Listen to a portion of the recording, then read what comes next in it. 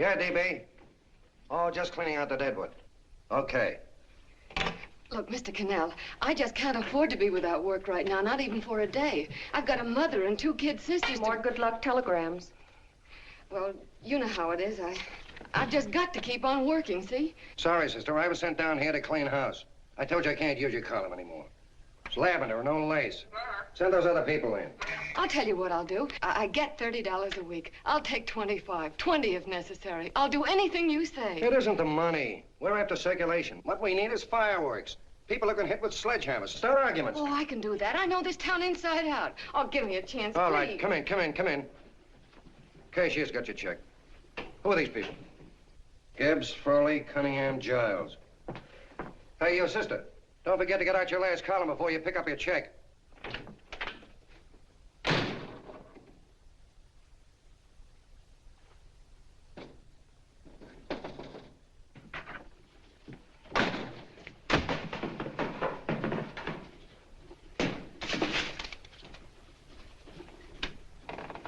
You're a couple of sticks shy in your column, man. Big rich slob like D.B. Norton buys a paper and 40 heads are chopped off.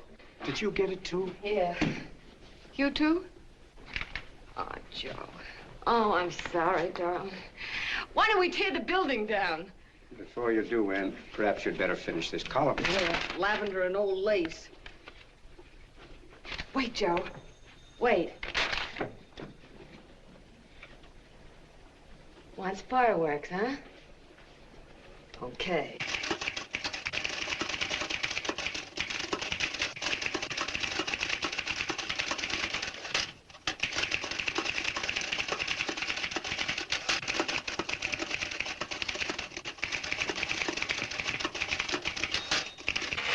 Here.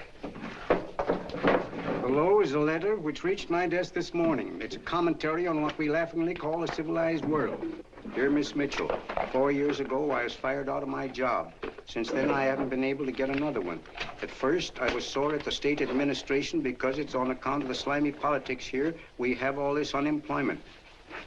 But in looking around, it seems the whole world's going to pot. So in protest, I'm going to commit suicide by jumping off the City Hall roof. Signed, a disgusted American citizen, John Doe. Editor's note, if you ask this column, the wrong people are jumping off the roofs. Hey, Ann, this is the old fakeroo, isn't it? Never mind that, Joe. Go ahead. Sorry,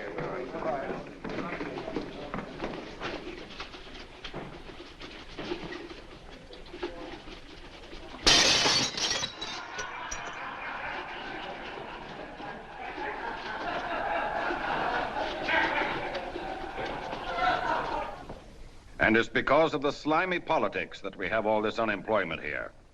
There it is.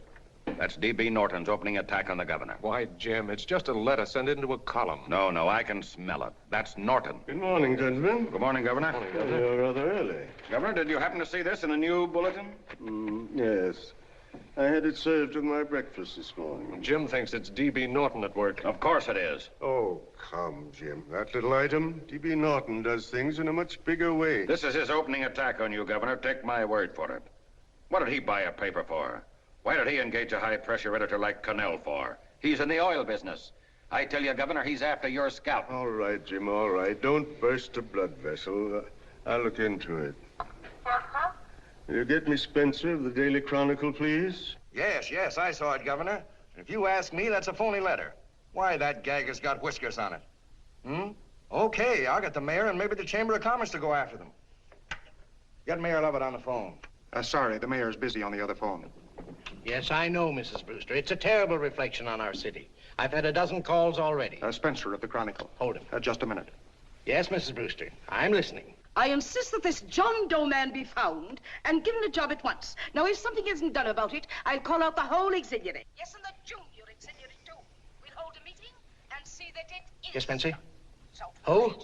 The governor? Well, what about me? It's my building he's jumping off of, and I'm up for re-election, too. What are you doing? Get Cannell at the bulletin. Why, he's liable to go right past my window. Get me Cannell. What was that? What? Out the window. Something just flew by. I didn't see anything. Well, don't stand there, you idiot. Go and look. Open the window. Oh, why did he have to pick on my building? Is there a crowd in the street? No, sir. Then maybe he's caught on a ledge. Look again. We'll not tolerate I think it must have been a seagull. A seagull? What's a seagull doing around the city hall? That's a bad omen, isn't it? Oh, no, sir. The seagull is a lovely bird. It's all right, Mrs. Brewster. It was just a seagull. Can I help? Nothing's happened yet. No, I'm watching. Don't worry, Mrs. Brewster. Just leave it all to me. Spencer, I'll call you back. Hello, Canal? What are you doing? This is the mayor. Yes, Mayor Lovett. How many times are you going to call me? I've got everybody and his brother and sister out looking for him. Did you see the box I'm running? An appeal to John Doe. Think it over, John. Life can be beautiful, says Mayor. If you need a job, apply to the editor of this paper and so forth and so forth. Okay, Mayor, I'll let you know as soon as I have something. What? Well, pull down the blinds. Went up to Miss Mitchell's house, boss. Boy, she's in a bad way. Where is she? Hey, do you know something? She supports a mother and 2 kids. What do you know about that? Did you find her? No. Her mother's awful worried about her. When she left the house, she said she was going on a roaring drunk. The girl, I mean. Go out and find her. Sure. Hey, but the biggest thing I didn't tell you, her old man's Hello? Doc Mitchell. You know the doctor saved my mother's life and wouldn't take any money for it? You remember that. Okay, boss, I'll go and look for her. Holy smokes, Commissioner, you've had 24 hours. Okay, Hawkshaw, grab a pencil. Here it is again.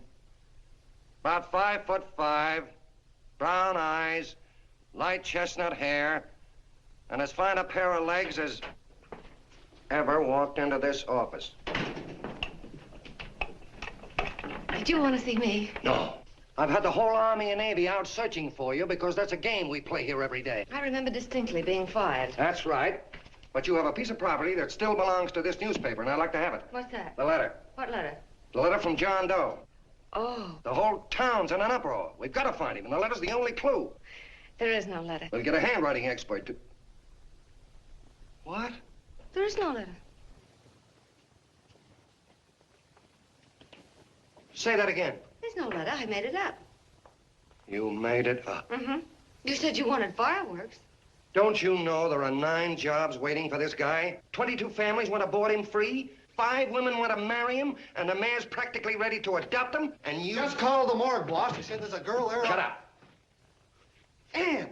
Say, why didn't you... Beanie. Only one thing to do, Hank. Drop the whole business quickly. How? Run a story. Say John Doe was in here and is sorry he wrote the letter and... That's right. They've got it, sure. He came in here, and I made him change his mind.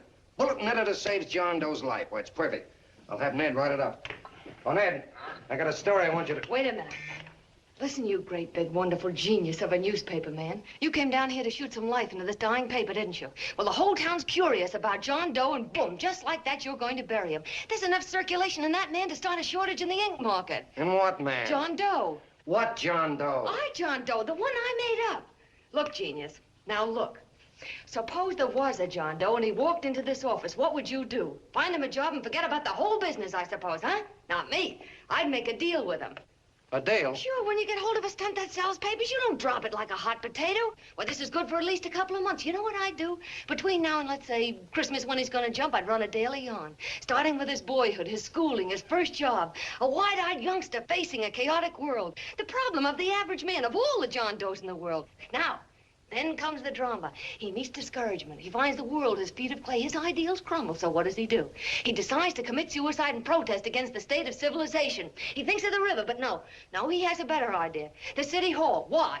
Because he wants to attract attention. He wants to get a few things off his chest, and that's the only way he can get himself heard. So? So he writes me a letter, and I dig him up. He pours out his soul to me. And from now on, we quote, I protest by John Doe. He protests against all the evils in the world. The greed, the lust, the hate, the fear. All of man's inhumanity to man. Arguments will start. Should he commit suicide or should he not? People will write in pleading with him. But no, sir. John Doe will remain adamant. On Christmas Eve, hot or cold, he goes.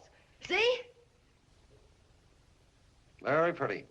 Very pretty indeed, Miss Mitchell. But would you mind telling me who goes on Christmas Eve? John Doe. What John Doe? The one we hire for the job, you lunkhead. Wait a minute. Let me get this through this lame brain of mine. Are you suggesting we go out and hire someone to say he's going to commit suicide on Christmas Eve? Is that it? Well, you're catching on. Who, for instance? Anybody. Beanie'll do. Why, sure. Who, me? Jump off a... Oh, no, any time at Christmas. I'm superstitious.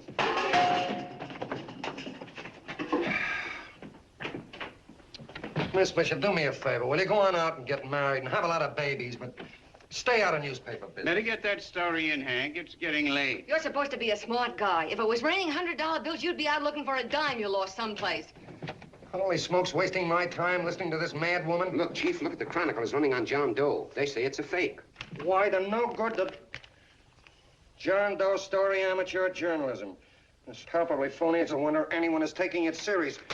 What do you think of those guys? That's fine. That's fine. Now fall right into their laps. Go ahead. Say John Doe walked in and called the whole thing off. You know what that's going to sound like on top of this. That's all, Ned. Thank you. All right. Amateur journalism, huh? Why, that bunch of sophomores, I can teach them more about... Hey, boss, get a load of this. What? Look.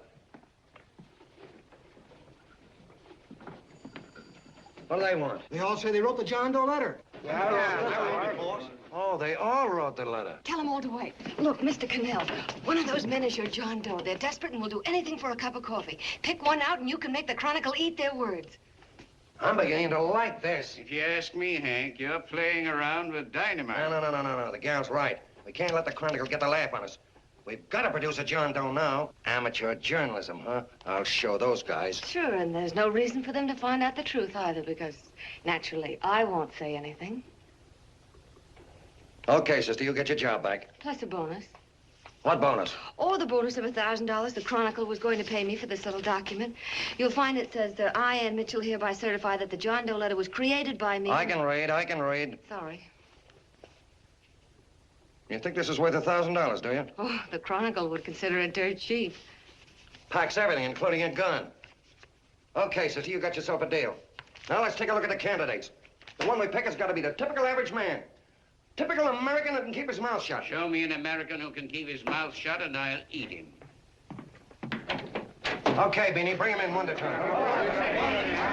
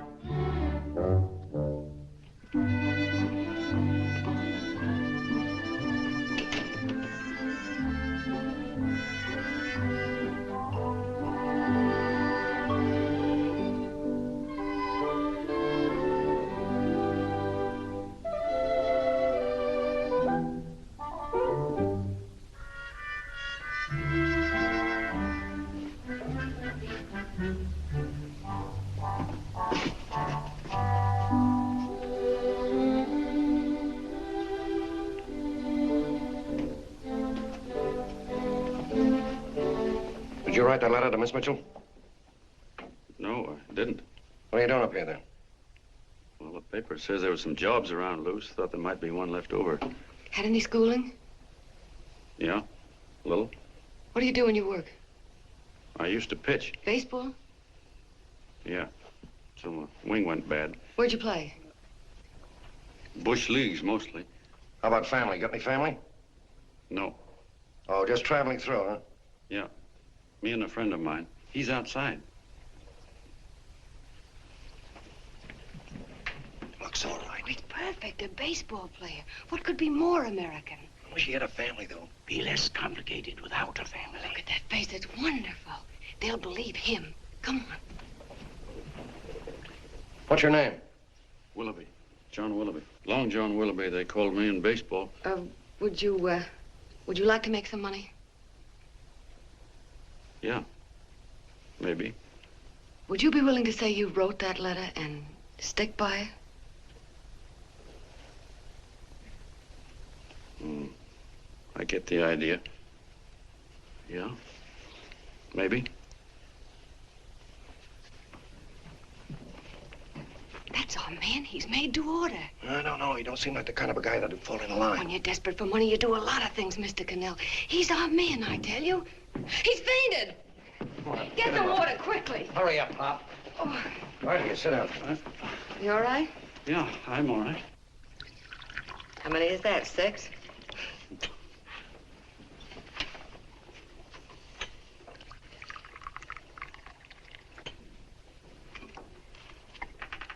Pretty hungry, weren't you?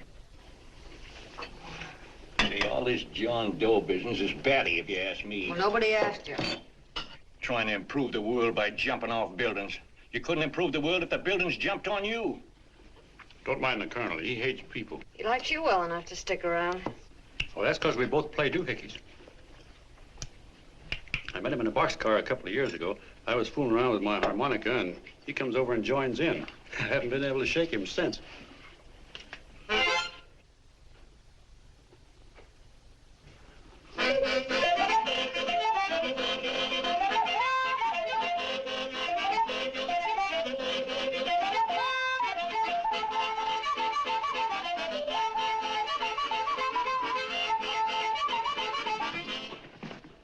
Here he is. No, you can't take pictures of him like that, eating a sandwich and with a beard.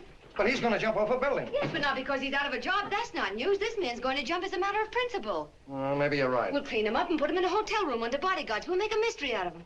Did you speak to Mr. Norton? Thinks it's terrific. Says for us to go the limit. Wants us to build a bonfire under every big shot in the state. Oh, swell. Is that the contract? Yeah. What's he doing here? Friend of his. They play duets together. Duets? But can we trust him? Oh. I trust him. Oh, you trusted me. Well, that's fine. I suppose he trusts you, too. Oh, stop worrying. He's all right. Okay, but we don't want more than a couple of hundred people in on this thing. Now, the first thing I want is an exact copy of the John Doe letter in your own handwriting. I've got it already. Here. No, that's fine. Now, I want you to sign this agreement. It gives us an exclusive story under your name, day by day, from now until Christmas. On December 26th, you get one railroad ticket out of town. And the bulletin agrees to pay to have your arm fixed. That's what you want, isn't it? Yeah, but it's got to be by Bonesetter Brown. Okay, Bonesetter Brown goes. Here, sign it. Meanwhile, here's $50 of spending money. That's fine. Beanie? Yes, boss. Take charge of him. Get him a suite at the Imperial and hire some bodyguards. Yeah, and some new clothes, Beanie. You think we better have him to louse? Yeah. Both of them? Yes, both of them, but don't let them out of your sight. Hey, Beanie, gray suit, huh? Yeah. Okay, fellas.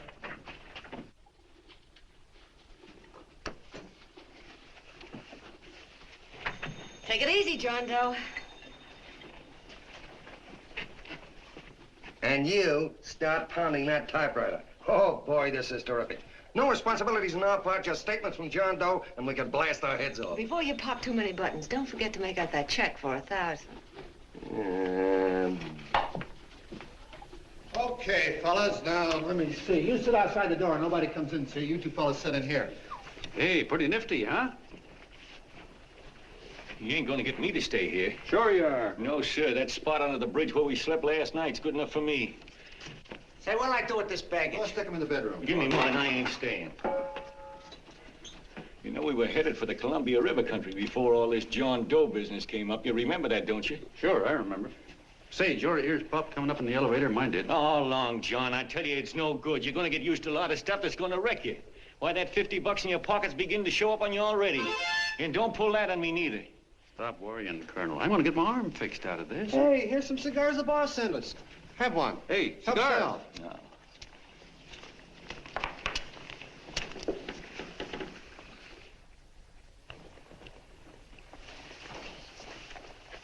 Say, I'll bet you even the major leaguers don't rate an outfit like this. Here, make yourself comfortable. Paper? Yeah, I don't read no papers, and I don't listen to radios either. I know the world's been shaped by a drunken barber, and I don't have to read it. I've seen guys like you go under before. Guys that never had a worry. Then they got a hold of some dough and went goofy. The first thing that happens Hey, to did a you guy... get a load of the bedroom? No. The first thing that happens to a guy like that, he starts wanting to go into restaurants and sit down at a table and eat salads and cupcakes and tea. Boy, what that kind of food does to your system.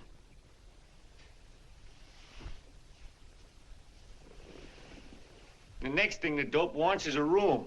Yes, sir, a room with steam heat and curtains and rugs. And before you know it, he's all softened up and he can't sleep unless he has a bed.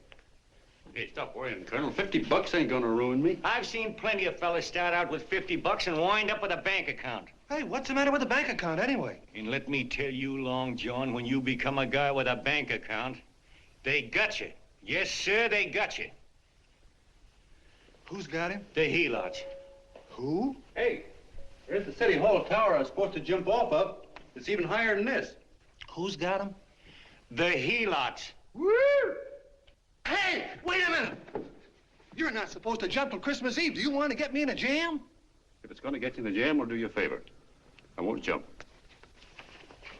And when they got you, you got no more chance than a road rabbit. Hey, who'd you say was going to get him? Say, is this one of those places where you ring if you want something? Yeah, just use the phone. Boy, I've always wanted to do this. Hey, Doc, look. Look, Doc. Give me that again, will you? Who's going to get him? The helots. Who are they? Listen, sucker, you ever been broke? Sure, mostly often. All right. You're walking along. Not a nickel in your jeans. You're free as the wind. Nobody bothers you. Hundreds of people pass you by in every line of business. Shoes, hats, automobiles, radios, furniture, everything. And they're all nice, lovable people. And they let you alone. Well, is that right? Then you get a hold of some dough, and what happens? All those nice, sweet, lovable people become helots. A lot of heels. They begin creeping up on you, trying to sell you something. They get long claws, and they get a stranglehold on you. And you squirm, and you duck, and you holler, and you try to push them away, but you haven't got a chance. They got you. First thing you know, you own things. A car, for instance. Now your whole life is messed up with a lot more stuff. You get license fees, and number plates, and gas, and oil, and taxes, and insurance, and identification cards, and letters, and bills, and flat tires, and dents, and traffic tickets, and motorcycle cops, and courtrooms, and lawyers, and fines, and 1,000,001 other things. And what happens? You're not the free and happy guy you used to be. You gotta have money to pay for all those things. So you go after what the other fellas got. And there you are. You're a helot yourself.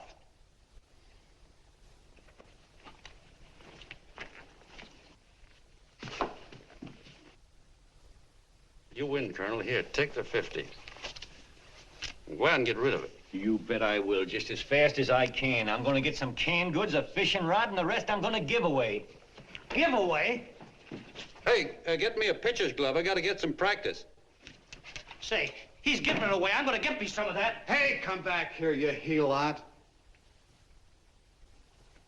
Well, you send up 5 hamburgers with all the trimmings, 5 chocolate ice cream sodas, and 5 pieces of apple pie. No, apple with cheese. Yeah, thanks.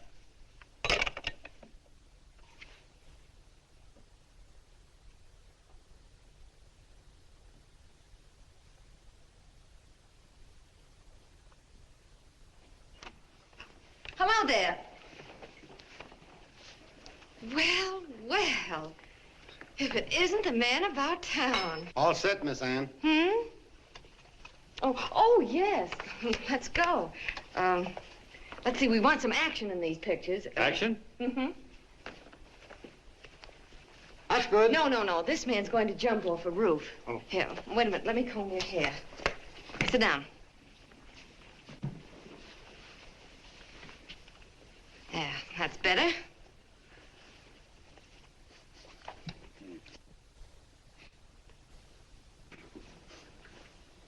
You know, he's got a nice face, hasn't he? Yeah, he's pretty. Here, sit down. Quiet, egghead. All right, now a serious expression. Can't. I'm feeling too good. Oh, come on now. This is serious. You're a man disgusted with all of civilization. With all of it? Yes, you're sore at the world. Come on now. Oh, crabby guy, huh? Yeah. No.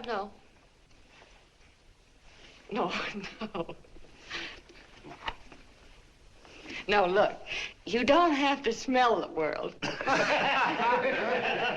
Well, all those guys in the Never picture mind those guys. All right, stand up. Now, let's see what you look like when you protest. Against what?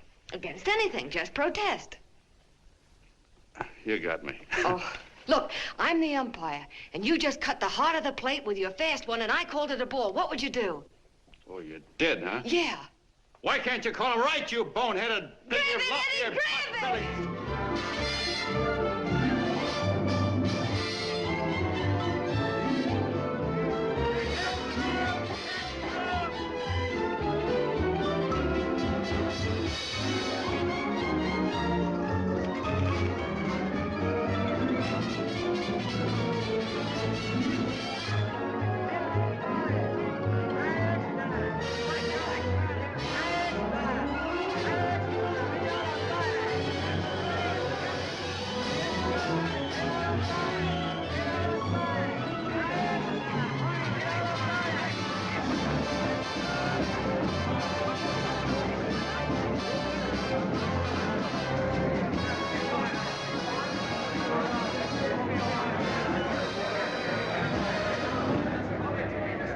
I don't care whose picture they're publishing.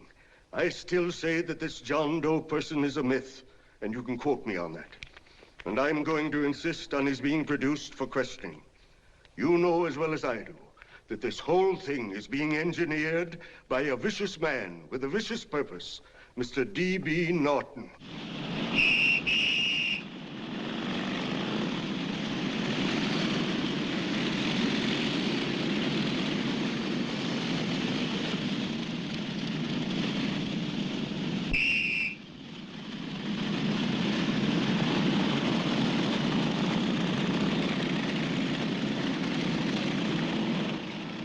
And Miss Mitchell are at the house. Oh, they are? All right, come on. Personally, I think it's just plain stupidity to drop it. Now, you should see his fan mail, thousands. Why, it's going over like a house afire. What are you afraid of, Canal? It's doubled our circulation. Yeah, but it's got everybody sore. Ads are being pulled. The governor's starting a libel suit. What's more, they all know John Doe's a phony, and they insist on seeing Well, what about it? Let them see him. We'll go on one better. They can also hear him. You own a radio station, Mr. Norton. Why not put him on the air? Watch out for this damn DB. She'll drive you batty. Oh, Look, we can't let him get to this Bush League pitcher and start pumping him. Good night. Now, tell him what that screwball might do. I walk in yesterday, here he is, standing on a table with a fishing pole, fly casting. Take my advice and get him out of town before this thing explodes in our faces. If you do, Mr. Norton, you're just as much of a dumb cluck as he is. Excuse me. No, you got yourself a meal ticket and you hate to Sure, let it's go. a meal ticket for me, I admit it, but it's also a windfall for somebody like Mr. Norton who's trying to crash national politics. That's what you bought the newspaper for, isn't it? You want to reach a lot of people, don't you? Well, put John Doe in the air and you can reach 130 million of them. He can say anything he wants and they'll listen to him. All right, we'll forget the governor and the mayor and all the small fry like that. This can arouse national interest. If he made a hit around here, he can do it every place else in the country. And you'll be pulling the strings, Mr. Norton. Go down to the office and arrange for some radio time. Why, DB, you're not going to as fall... soon as possible. Okay. I just came in to get warm myself. Come on, let's go. Don't you go. I want to talk to you.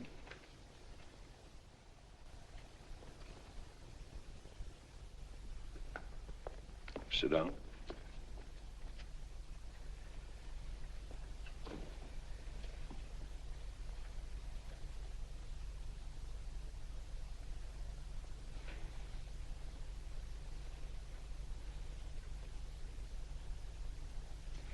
Hey, this John Doe idea was yours, huh?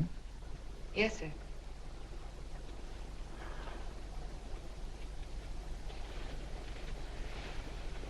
How much money do you get? $30. $30. Well, what are you after? I mean, what do you want? A journalistic career? Money. Money? Well, I'm glad to hear somebody admit it. Do you suppose you could write a radio speech that would put that fellow over? Oh, I'm sure I can. Do it, and I'll give you $100 a week. $100? That's only the beginning. You play your cards right, and you'll never have to worry about money again. Oh, I knew it. Hello. Hello. Whenever there's a pretty woman around. This is my nephew, Ted Sheldon, Miss Mitchell. How do you do? How do you do? All right, Casanova, I'll give you a break. See that Miss Mitchell gets a car to take her home. Always reading my mind, aren't you? Thank you very much for everything. And Miss Mitchell, I think from now on you'd better work directly with me. Yes, sir.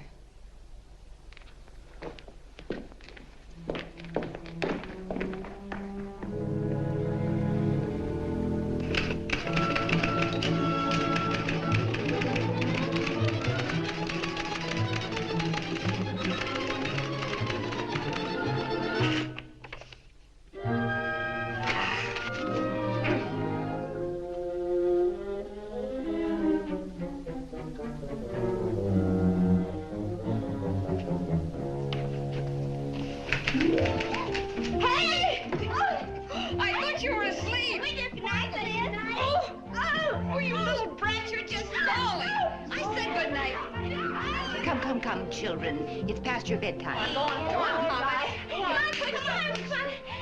Come on. Now, pooch off Stick your fork through me. I'm done. I'll never get this speech right. Oh, yes, you will, Ann, dear. You're very clever. Yeah, I know. What are you looking for? Your purse. I need $10. What for? I gave you 50 just the other day. Yes, I know, dear, but Mrs. Burke had her baby yesterday. 9 pounds. And there wasn't a thing in the house. And then the community chest lady came. And the 50's all gone, huh? Who's the 10 for? The Websters. The Websters. You remember those lovely people your father used to take care of. I thought I'd buy them some groceries. Oh, Anne, dear, it's a shame those... You're marvelous, Ma. You're just like Father used to be. Do you realize a couple of weeks ago we didn't have enough to eat ourselves? Well, yes, I know, dear, but these people are in such need. And we have plenty now. If you're thinking of that $1,000, forget it. It's practically all gone. We owed everybody in town. Now, you just gotta stop giving all your money away. Oh, Anne, dear. Oh, I'm sorry, Ma. Oh, don't pay any attention to me. I guess I'm just upset about all this. Gee whiz, here I am with a great opportunity to get somewhere, to give us security for once in our lives, and I'm stuck. If I could put this over, your Mrs. Burke can have 6 babies. You mean this speech you're writing? Yeah, I don't know. I simply can't get it to gel. I created somebody who's going to give up his life for a principle. Hundreds of thousands of people are going to listen to him over the radio. And unless he says something that's sensational, it's just no good. Well, honey, of course, I don't know what kind of a speech you're trying to write, but judging from the samples I've read, I don't think anybody will listen. What?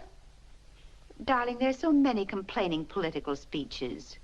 People are tired of hearing nothing but doom and despair on the radio.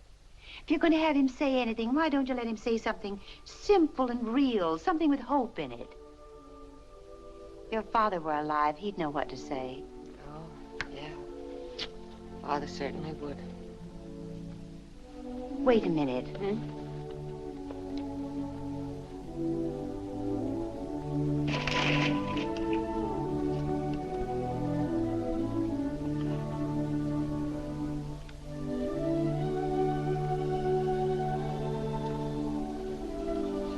That's your father's diary, Anne. Father's... I never knew he had a diary. There's enough in it for 100 speeches. Things people ought to hear nowadays. You'll be careful of it, won't you, dear? It's always helped to keep your father alive for me. You bet I will, Ma. Wait a minute. John Doe don't want to sign no autographs. Well, what does he do all day? What does he do all day? He's writing out his memories. Sorry, lady, you can't see Mr. Doe. He wants to be alone. No, he just sits around all day and commutes with himself.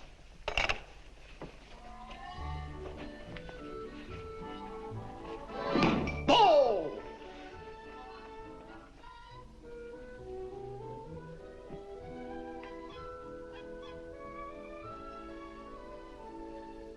I don't know how you're going to stand it around here till after Christmas.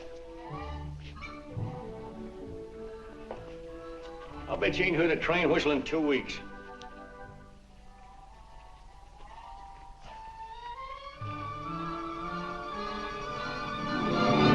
Steam right!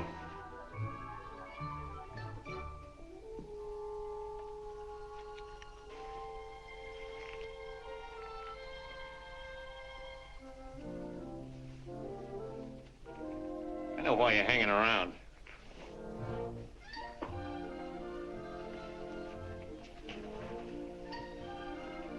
You're stuck on the girl. That's all a guy needs is to get hooked up with a woman.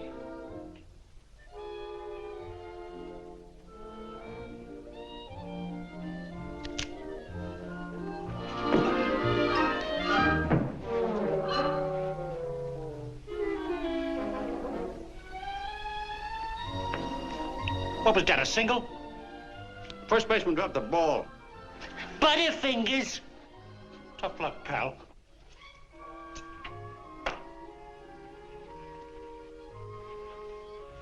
Guy has a woman on his hands. First thing he knows, his life is balled up with a lot more things. Furniture and...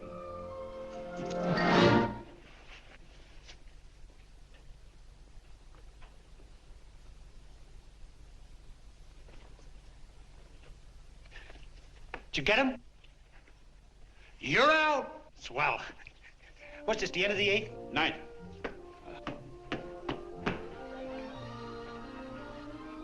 Hey, Beanie, there's a couple of mugs from the Chronicle snooping around out here. Huh. Come on, Angel Face. Gangway. What's the score, Angel Face? 3-2, our favor. Gee, that's great.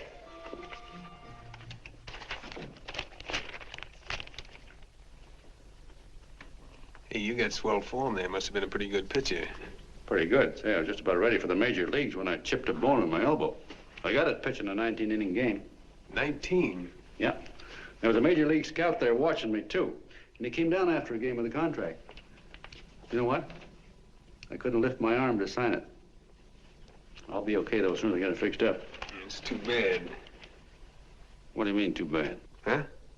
Oh, that you'll never be able to play again. What are you talking about? I just told you I was going to get Well, you know how they are in baseball if a guy's mixed up in a racket. Racket? What do you mean? Well, I was just thinking about this John Doe business. Why, as soon as it comes out it's all a fake, you'll be washed up in baseball, won't you? Yeah. Hey, doggone. I never thought about that.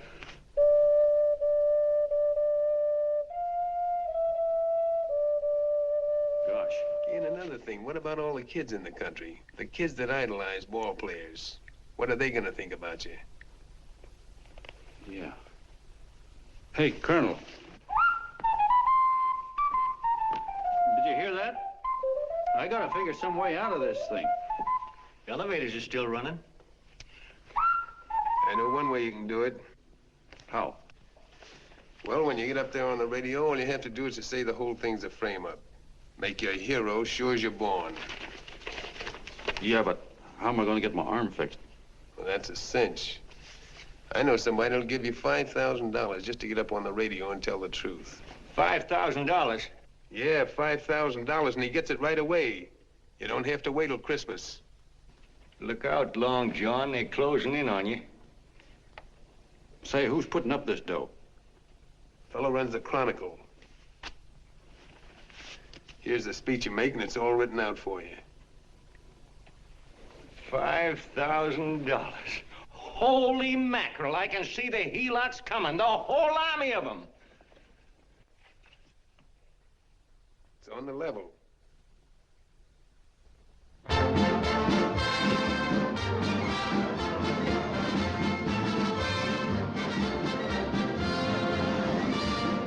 No, I'm sorry. Tickets for the broadcast are all gone. Phone the bulletin.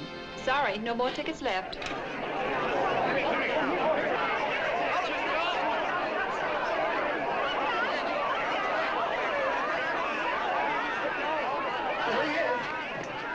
Hello, John. All set for the big night? Swell. Turn around. One moment. Now stand still. Huh? Mr. Doe. Hold it. A big smile, Mr. Doe. That's swell. Okay, Jeannie, that's all. Take him out. Now, look, John, here's the speech. It's in caps and double spaced. You won't have any trouble reading it. Not nervous, are you? No. Of course not. He wouldn't be. Who? John Doe, the one in there. Hey, don't let your knees rattle. It picks up on the mic. Oh, Beanie, you needn't be nervous, John. All you have to remember is to be sincere. Pick up that phone, Miss Mitchell. It's for you. Okay.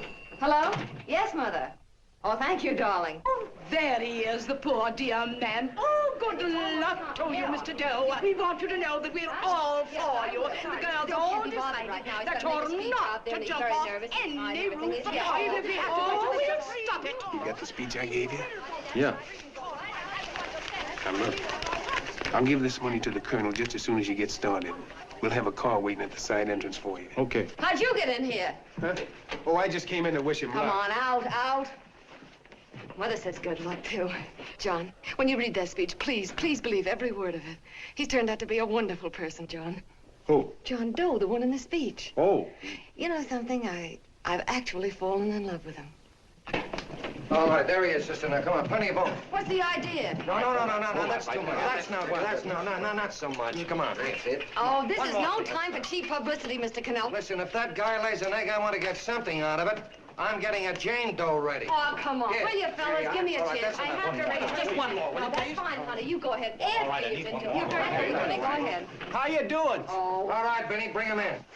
Holy smoke, a half a helot. There you are, boss, just like you ordered. Symbols of little people. Okay, get him up. All right, young fella. This is ridiculous, Mr. Cannell. Come on, give me a chance. The man's on the air, please. Hold on, shut up. Oh, fellas, of course you can have all the pictures you want afterwards. No, come on, afterwards. You can have a... Come on, that's right. Afterwards, you can get all the pictures you want. Thank you very much. Come on, will you? Afterwards, that's right. Come on, Snooks, you better bail out. Okay, goodbye, Mr. Doe. Beanie. All right. Better get ready. 1 minute to go. Wow, 1 minute to go and the score is nothing to nothing. Now, please, John, you won't let me down, will you? Will you? Of course you won't. If you'll just think of yourself as the real John Doe. Listen, everything in that speech are things a certain man believed in. He was my father, John. When he talked, people listened. And they listened to you, too. Funny. You know what my mother said the other night? She said to look into your eyes, that I'd see Father there. Hey, what do you say? Okay, we're coming. Come on. Now, listen, John, you're a pitcher. Now get in there and pitch. Good luck. Give him room, let him through. Come on.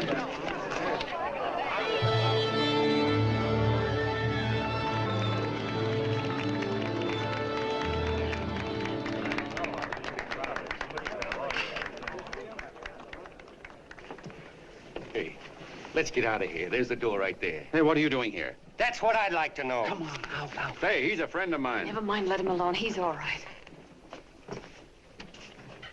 I'll be right over there pulling for you.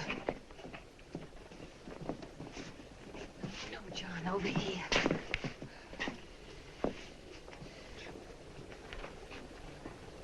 Stand by.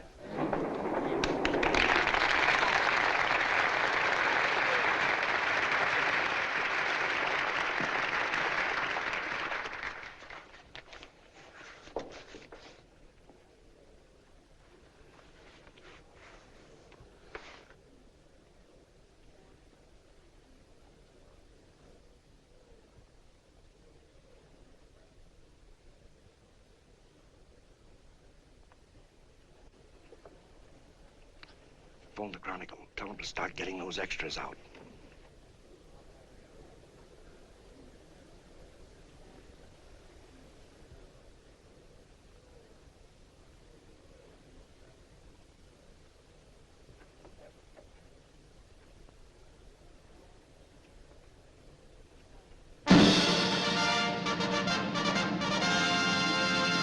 And good evening, ladies and gentlemen. This is Kenneth Fry speaking for the New Bulletin.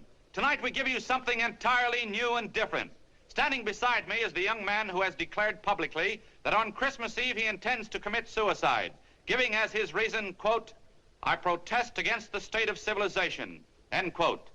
Ladies and gentlemen, the New Bulletin takes pleasure in presenting the man who is fast becoming the most talked of person in the whole country, John Doe.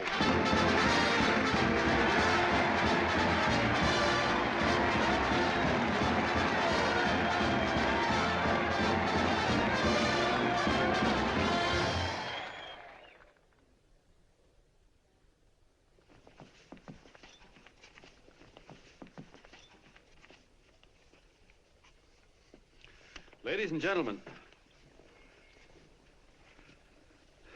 I am the man you all know as John Doe. I took that name because it seems to describe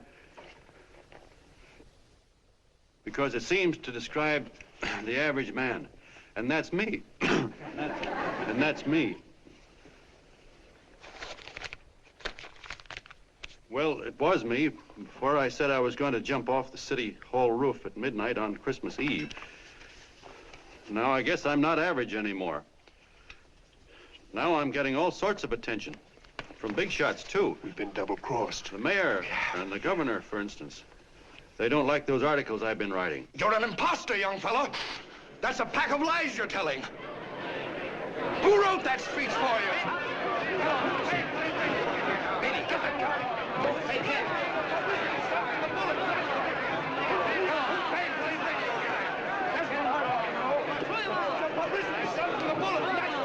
Spencer. Ladies and gentlemen, the disturbance you just heard was caused by someone in the audience who tried to heckle Mr. Doe. The speech will continue.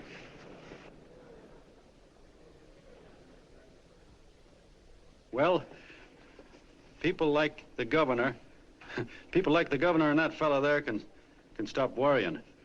I'm not going to talk about them. I'm going to talk about us. The average guys, the John Does. If anybody should ask you what the average John Doe is like, you couldn't tell him because he's a million and one things. He's Mr. Big and Mr. Small. He's simple and he's wise. He's inherently honest, but he's got a streak of larceny in his heart.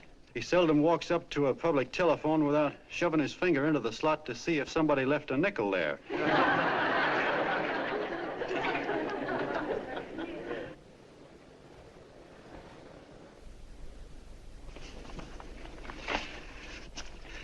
He's the man the ads are written for. He's the feller everybody sells things to.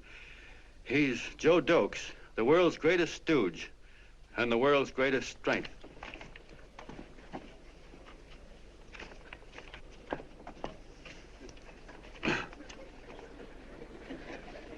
Yes, sir. Yes, sir, we're a great family, the John Does. We're the meek who are supposed to inherit the earth. You'll find us everywhere.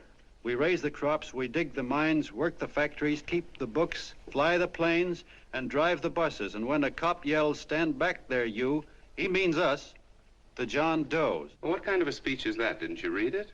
We've existed since time began. We built the pyramids. We saw Christ crucified, pulled the oars for Roman emperors, sailed the boats for Columbus, retreated from Moscow with Napoleon, and froze with Washington at Valley Forge. Yes, sir.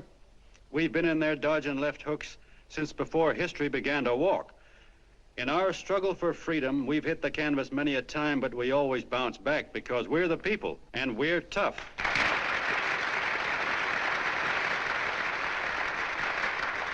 They've started a lot of talk about free people going soft, that we can't take it.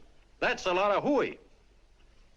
A free people can beat the world at anything, from war to tiddlywinks, if we all pull in the same direction.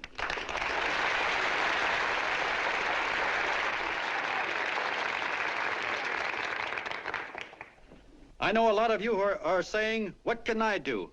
I'm just a little punk. I don't count."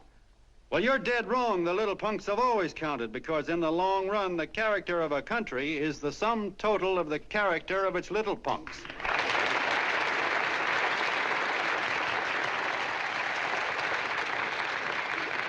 But we've all got to get in there and pitch. We can't win the old ball game unless we have teamwork. And that's where every John Doe comes in.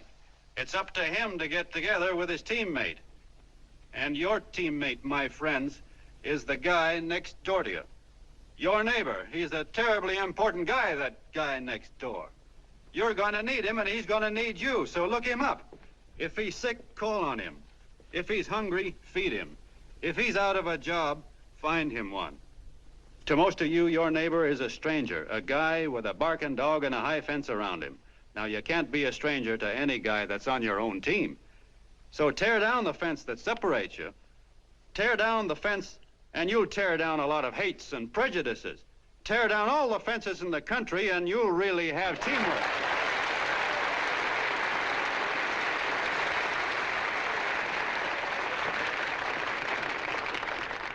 I know a lot of you are saying to yourselves, he's asking for a miracle to happen. He's expecting people to change all of a sudden. Well, you're wrong. It's no miracle. It's no miracle because I see it happen once every year, and so do you, at Christmas time. There's something swell about the spirit of Christmas, to see what it does to people, all kinds of people. Now, why can't that spirit, that same warm Christmas spirit, last the whole year round? Gosh, if it ever did, if each and every John Doe would make that spirit last 365 days out of the year, we'd develop such a strength, we'd create such a tidal wave of goodwill that no human force could stand against it. Yes, sir, my friends. The meek can only inherit the earth when the John Does start loving their neighbors. You better start right now.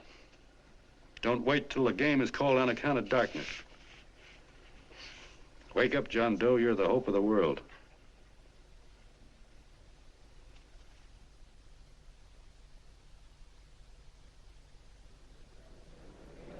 John, you were wonderful.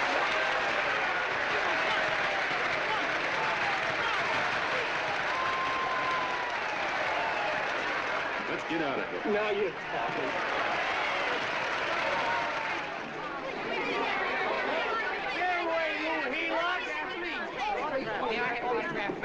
Please, hey!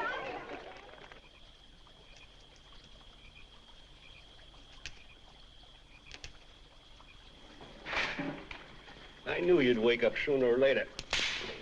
Boy, am I glad we got out of that mess. I had the $5,000 sewed up. Could have been on my way to old Doc Brown. You're a pitcher, John, she says. Now, go in there and pitch.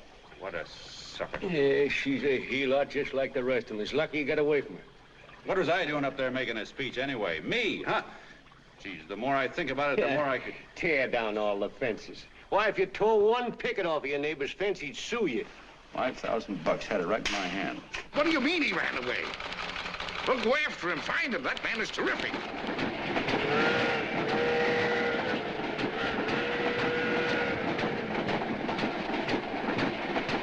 Columbia River, here we come.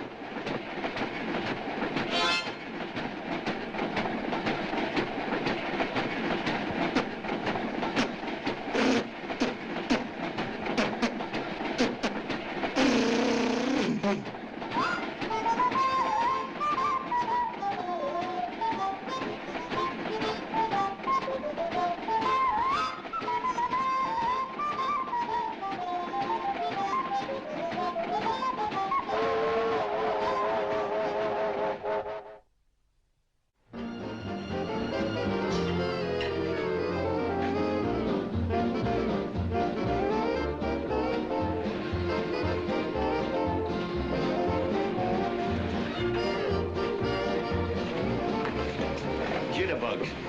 Yeah. Hey, how much money we got left? 4 bits. Better make it donuts, huh? Yeah.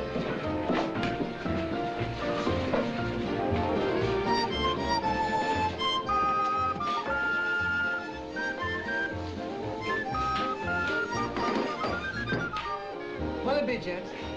Have you got a couple of steaks about that big and about that thick? Yeah, with hash brown potatoes and tomatoes and apple pie and ice cream and coffee. And donuts, I know. Hey, Ma! Seekers, a pair. Fingers a pair coming up. Glad he took the tea out of that.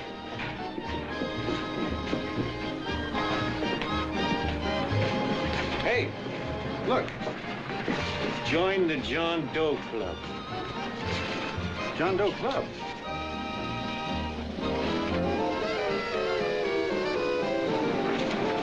Uh-oh. You John Doe? Who? John Doe. Ah, you need glasses, buddy. Oh, but it's a spitting image of John Doe. Yeah, but his name is Willoughby. I'm John Willoughby. I'm a baseball player. Sure. Oh, no, I'd know that voice anyway. You can't kid me. You John Doe. Hey, Ma! Ma! That's John Doe. John Doe. Yeah, sitting right there, big as life. Who'd you say it was? John Doe, the big guy there. Pictures in the paper. That's John Guy. John Doe. John Doe. Sitting right there, John Doe. Hey, operator. Dan's Beanery. Look, call everybody in town. John Doe was just in my place. Yeah, he ordered donuts.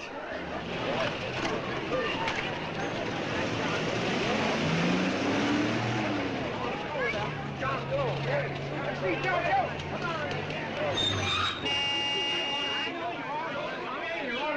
John Doe, we're all neighbors. And my office is packed like a sardine box. What does John Doe look like, Mr. Mayor? Oh, he's one of those great big outdoor type men. No, you can't see him. You didn't vote for me the last time. Shame on you. What are you doing there? Get off my front porch anyhow. Mr. Norton come yet? Oh, well, I wonder where he's at. What's keeping him? He should have been here 15 minutes ago. Oh, there it comes now. Now, everybody on your dignity. Don't do anything to disgrace us. A little town, but we got to show off. Better let me talk to him. All right, but present it to him as a great cause for the common man. Ah, here they come. Now, give him room down there. Give him room, folks. Come on now. Come on. Here they come. Here they come. Here's Mr. Norton. How do you do, Mr. Norton? I'm Mayor Hawkins. You're Mr. Norton. Let me go, you darn fool. I'm the mayor. Mr. Norton. Mr. Norton. Mr. Norton. I'm Mayor Hawkins. Your office telephoned me to hold him. Well, that's fine. How is he? Oh, he's fine. He's right in my office there. You know, it's a great honor having John Doe here, and you too. Haven't had so much excitement since the old city hall burned down. People are so excited and they'll let tore his clothes off. Oh, Matilda, darling, phone the newspapers, tell them Mr. Norton's here. Step right inside, Mr. Norton. My office. Very comfortable here, Mr. Norton. Just had it air conditioned. Gangway, please. Make room for Mr. Norton. Gangway. Gangway. Here he is, Mr. Norton. Well taken care of. The neighbors are serving him a light lunch. Hello, John. Well, Mr. Mayor, if you don't mind, we'd like to talk to him alone. Why, certainly, certainly. All right, everybody. Clear out. Everybody, quickly now. Come on. Come on. That's All right. Don't argue with me here. Wait till we get home. Don't you push me around like that. Even though I'm your wife, you can't push me around. Look, Mr. Norton, I think you got a lot of nerve having those people hold us here.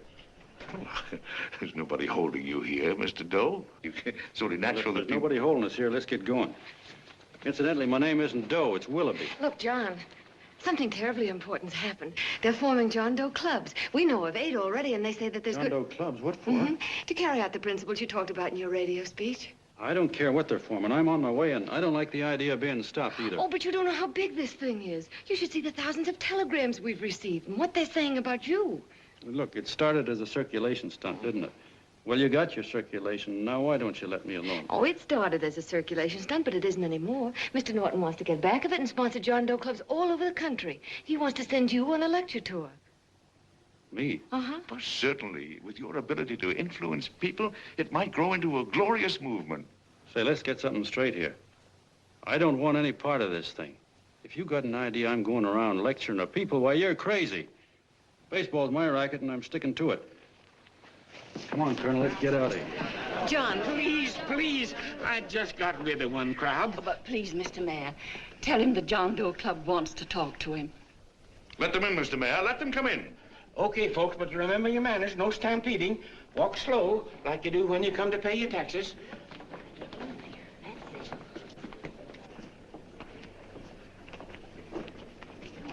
Okay. All right, give me a chance. Come right in. My name's Bert Hansen, Mr. Doe. I'm the head soda jerker at Schwabacker's drugstore. Well, sir, you see, me and my wife, we heard your broadcast, and we got quite a bang out of it, especially my wife. Kept me up half the night saying, that man's right, honey. The trouble with the world is nobody gives a hoot about his neighbor. That's why everybody in town's sore and cranky at each other. And I kept saying, well, that's fine, but how's a guy gonna go around loving the kind of neighbors we got? Old Sourpuss, for instance. You see, Sourpuss Smithers is a guy lives all alone next door to us. He's a cranky old man that runs a second-hand furniture store. We haven't spoken to him for years. I always figured he was an ornery old gent that hated the world because he was always slamming his garage door and playing the radio so loud he kept half the neighbors up. Well, anyway, the next morning I'm out watering the lawn and I look over and there's Sourpuss on the other side of the hedge straightening out a dent in his fender. And my wife yells to me out the window. She says, go on, speak to him, Bert. And I figured, well, heck, I can't lose anything, so I yelled over to him, good morning, Mr. Smithers. He went right on pounding his fender. Was I burned? So I turned around to give my wife a dirty look, and she said, louder, louder, he didn't hear you. So in a voice you could have heard in the next county, I yelled, good morning, Mr. Smithers. Well, sir, you could have knocked me over with a feather. Old Sourpuss turned around, surprised-like, and he put on a big smile, came over and took my hand like an old lodge brother, and he said, good morning, Hanson. I've been wanting to talk to you for years, only I thought you didn't like me. And then he started chatting away like a happy little kid, and he got so excited his eyes all... Well, Mr. Doe, before we got through, I found out Smithers is a swell egg, only he's pretty deaf, and that accounts for all the noises. And he says it's a shame how little we know about our neighbors. And then he got an idea, and he said, how's about inviting everybody someplace where we can all get together and know each other a little better? Well, I'm feeling so good by this time, I'm ripe for anything. So Smithers goes around the neighborhood inviting everybody to a meeting at the schoolhouse, and I tell everybody that comes in the store, including Mr. Schwabacker, my boss. I'm talking too much. Well, I'll be doggone if for 40 people don't show up. Of course, none of us knew what to do, but we sure got a kick out of seeing how glad everybody was just to say hello to one another. Tell him about making Sourpuss chairman. Oh, yeah, we made Sourpuss chairman and decided to call ourselves the John Doe Club. And say, incidentally, this is my wife. Come here, honey. This is my wife, Mr. Doe. How do you do, Mr. Doe? Sourpuss is here, too. Oh, is he? This is Sourpuss, or excuse me, Mr. Smithers, Mr. Doe. That's all right. If you didn't call me Sourpuss, it wouldn't feel natural. Well, anyway, I guess nearly everybody in the neighborhood came except the Delaney's. The Delaney's live in a big house with an iron fence around it, and they always keep their blinds drawn. And we always figured that he was just an old miser that sat back counting his money, so why bother about inviting him? Until Grimes, the milkman, spoke up and he said, say, you've got the Delaney's all wrong. And then he tells us about how they canceled their milk last week and how when he found a note in the bottle, he got kind of curious-like and he sort of peeked in under the blinds and found the house was empty. If you ask me, he says, they're starving. Old man Delaney has been bringing his furniture over to my place at night, one piece at a time, and selling it. Yeah, and, well, sir, a half dozen of us ran over there to fetch him, and we brought him to the meeting. And what a reception they got. Why, everybody shook hands with him and made a fuss over them, and, well, finally, Mr. and Mrs. Delaney just sat right down and cried. And then we started to find out about a lot of other people. Yeah, sure. Well, you know Grubel, for instance. Grubel's here. See? Yeah, that's a... Of course, you don't know Grubel, but he's the man that everybody figured was the worst no-account in the neighborhood because he was living like a hermit and nobody would have anything to do with him. That isn't little Murphy. The postman told us the truth. Why, Grubel, he says, he lives out of garbage cans because he won't take charity, because it'd ruin his self-respect, he says. Just like you said on the radio, Mr. Doe. Well, sir, about a dozen families got together and gave Grubel a job watering their lawns. Isn't that wonderful? And then we found jobs for 6 other people, and they've all gone off for relief. Yeah, and my boss, Mr. Schwabecker, made a job in his warehouse for old man Delaney. And he gave you that $5 raise. Yeah, wasn't that swell? Why, Bert, I feel slighted. I'd like to join, but nobody asked me. I'm sorry, Mayor, but we voted that no politician could join. Just the John Does of the neighborhood, because you know how politicians are. Well, the reason we wanted to tell you this, Mr. Doe, was just to give you an idea of what you started. And from where I'm sitting, I don't see any sense in you jumping off any building. No. Well, thank you for listening. Goodbye, Mr. Doe. You're a wonderful man, and it strikes me you can be mighty useful walking around for a while. Hey, goodbye, Mr. Doe. Goodbye, Mr. Doe.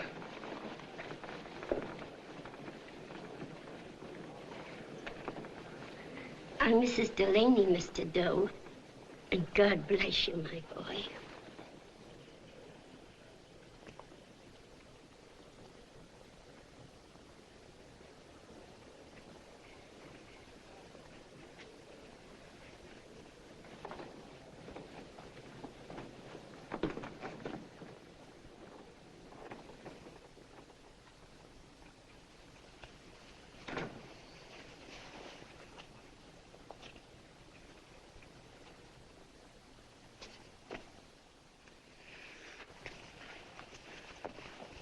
Gee whiz, I'm all mixed up.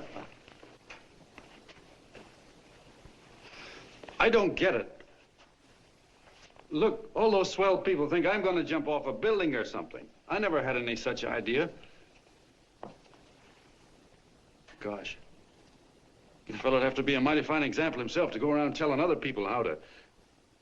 Say, look, what happened the other night was on account of Miss Mitchell here. She wrote the stuff. Don't you see what a wonderful thing this can be? But we need you, John. You're hooked. I can see that right now. They got you. Well, I'm through. For 3 years, I've been trying to get you up to the Columbia River country. First, it was your glass arm. Then it was the radio. And now it's the John Doe clubs. Well, I ain't waiting another minute. Gangway, you helots. Hey, Colonel, wait a minute. Hey, Colonel! I want you personally to go along with John Doe and Miss Mitchell and handle the press and the radio. Me? Yes, I don't want to take any chances. And Johnson. Yes, Stevie? Your crew will do the mop-up job. They'll follow John Doe into every town, see that the clubs are properly organized and the charter's issued. Right. There are only 8 flags up there now. I want to see that map covered before we get through.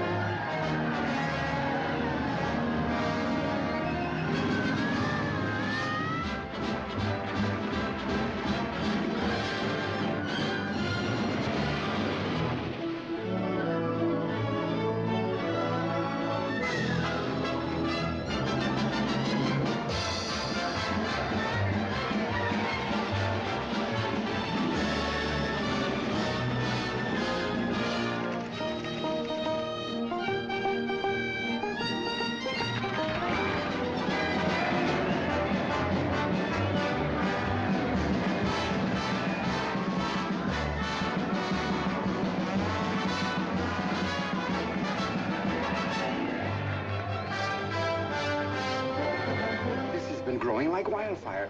If they made demands, I'd understand it. But the John Does ask for nothing. People are going off relief. If this keeps up, I'll be out of a job. As soon as it gets strong enough, we'll find out what John Doe wants. 30 every Thursday, 60 at 60. Who knows what? I'm sorry, boss. They just won't let anybody talk politics to them. It's crazy. We've got to get to them. They represent millions of voters.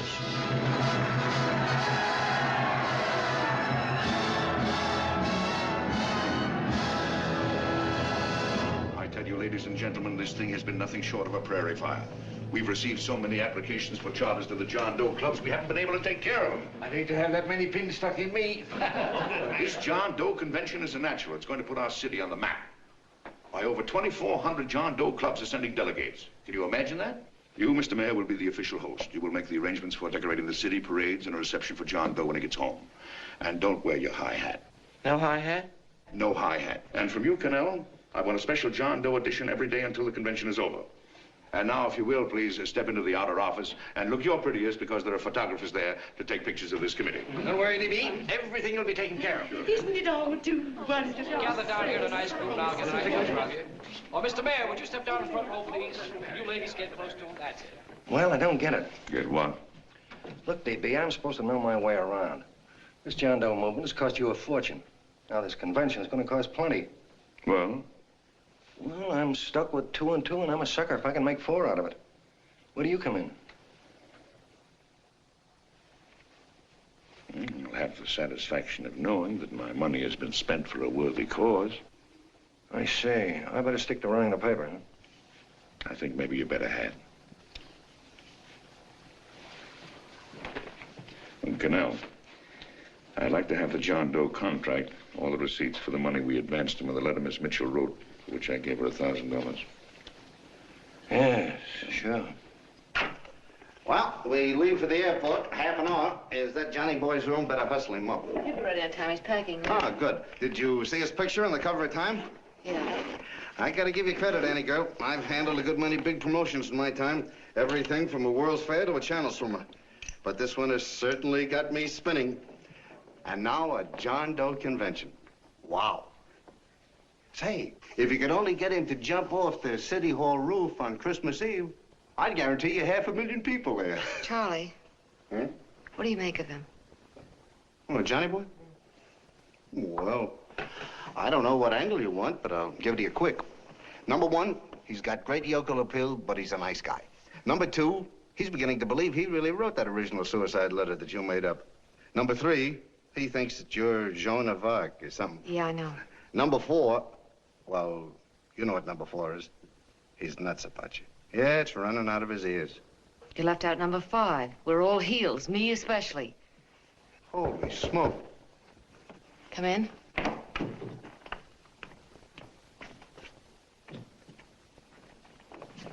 Small pack. Good, I'll go and get Beanie Boy. Okay, Charlie boy.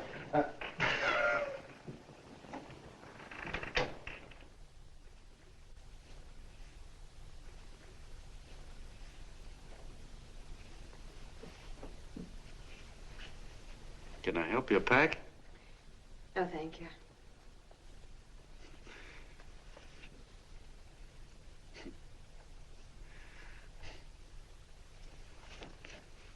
Do you care if I sit down out here? No.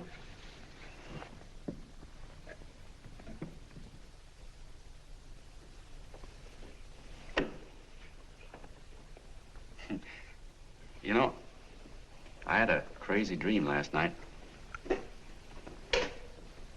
It was about you. About me? Yeah, sure was crazy. I dreamt I was your father.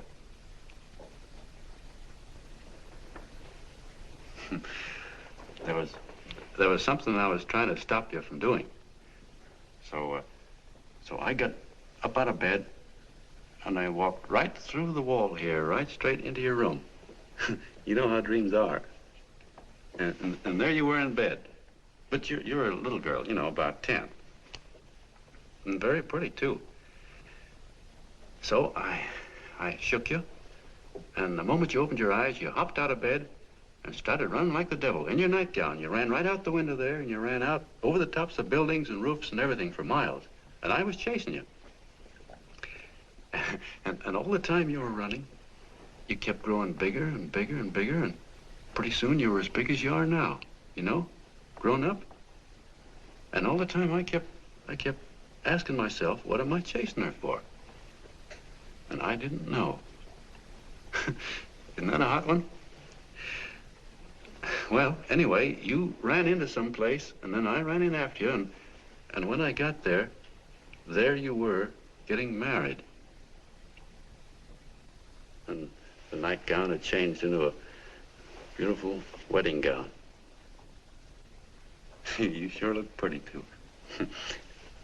And then I knew what it was I was trying to stop you from doing. Dreams are sure crazy, aren't they? Well, would you like to know who it was you were marrying? Oh, a tall, handsome Ubangi, I suppose. No, not that bad. It was that fellow that sends you flowers every day. What's his name? Mr. Norton's nephew? Ted Sheldon. Yeah, that's the one. But here's the funniest part of it all. I was the fella up there doing the marrying, you know, the justice of peace or something. You were? I thought you were chasing me. Well, yes, I was, but I was your father then, you see. But the real me, John Doe, or that is, Long John Willoughby, I was the fella up there with the book. You know what I mean? I guess so. Then what happened? Well, I took you across my knee and I started spanking you. That is, I didn't do it. I mean, I did do it, but it wasn't me, you see. I was your father then. Well, I held you across my knee and I said, Annie, I won't allow you to marry a man that's just rich or that has his secretary send you flowers. The man you marry has got to swim rivers for you. He's got to climb high mountains for you. He's got to slay dragons for you. He's got to perform wonderful deeds for you.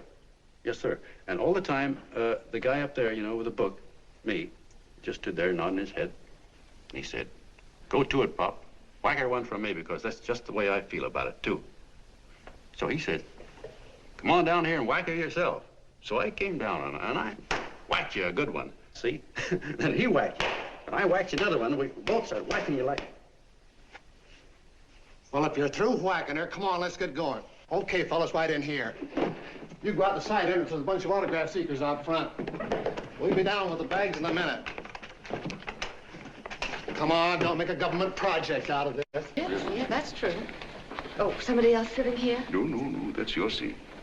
And this is your coat. Mine? A little token of appreciation. Oh. Oh, it's beautiful, D.B. Well, I don't quite know what to say. Well, don't say anything at all. Just sit down. Oh. Go ahead, open it. Oh. Oh, it's lovely. And a new contract goes with it. Well, come on, spring it. You've got something on your mind. It must be stupendous. You know, that's what I like about it. Right to the point, like that. All right, Practical Annie, here it is. Tomorrow night, before a crowd of 15,000 people and talking over a nationwide radio hookup, John Doe will announce the formation of a third party. A third party? Yes, the John Doe Party. Devoted entirely to the interests of all the John Does all over the country, which practically means 90% of the voters.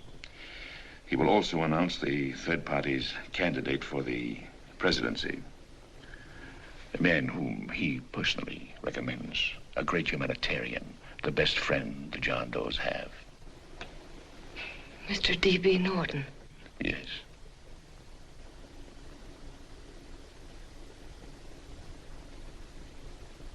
Wow.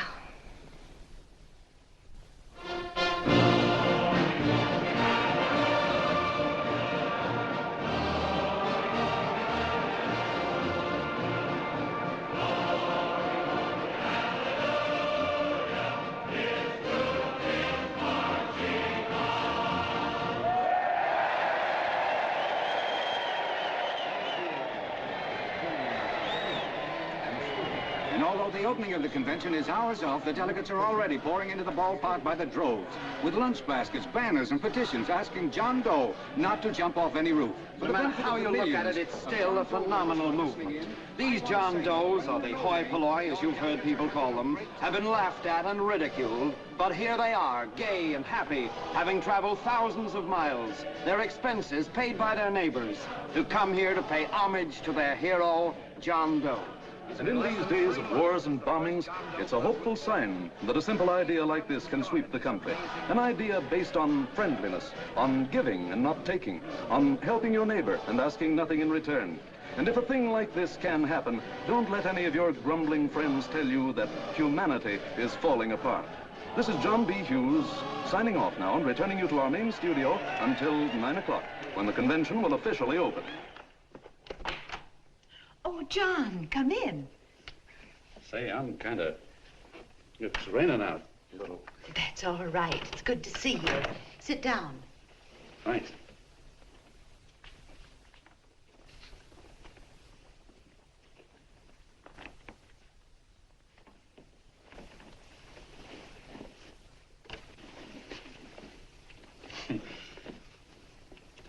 It's for Anne.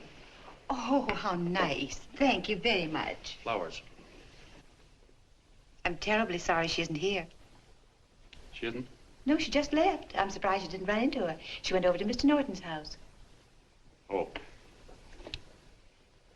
Did you want to see her about something important? Yeah, well, no, it'll wait. Say, he's a nice man, isn't he? Mr. Norton, I mean. He's done an awful lot for the...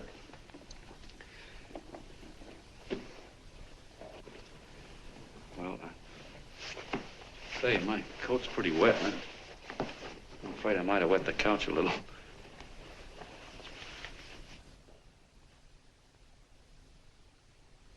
Well, I guess I'll see her at the convention later. Yes, of course. I'll see that she gets the flowers. Thanks. Good night, Mrs. Mitchell. Good night, John.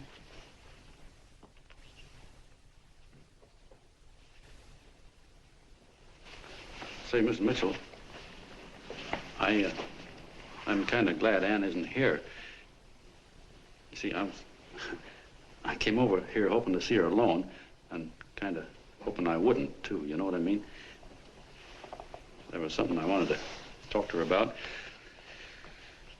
But, well, it'll wait, I guess. Good night. Good night, John. Say, look, Mrs. Mitchell, have you ever been married? Oh, I'm sure you have. Gosh, that's pretty silly. I guess you must think I'm kind of batty. Well, I guess I'd better be going at that. John, my husband said, I love you. Will you marry me? You did? What happened? I married him. Well, yeah, that's what I mean, see? It was easy as all that, huh? Uh-huh. Yeah, but look, Mrs. Mitchell, you know, I love Anne, and it's going to be awfully hard for me to say it because, well, you know, she's so wonderful. And, well, the best I ever was a Bush League pitcher. And, you know, I think she's in love with another man, the one she made up. You know, the real John Doe. Well, that's pretty tough competition. I bet you he'd know how to say it all right. On me, I get up to it and around it and in back of it, but I never get right to it. You know what I mean? So the only chance I've got is, well, if somebody could kind of give her a warning, sort of prepare her for the shock. You mean you'd like me to do it? Hmm? Well, I was thinking that, yeah, you know, sort of break the ice. Of course I will, John. See, well, thank you, Mrs. Mitchell.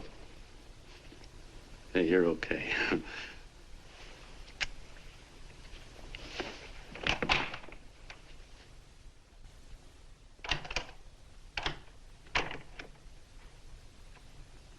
This John Doe meeting is going to be one of the biggest things that ever happened. Why, they're coming from all over. Trains, boxcars, wagons. Look out! Hello, bodyguards. Hey, had your dinner yet? Not yet. Oh, that's all right. Well, look, no, go ahead and have your dinner. Wait a minute, John.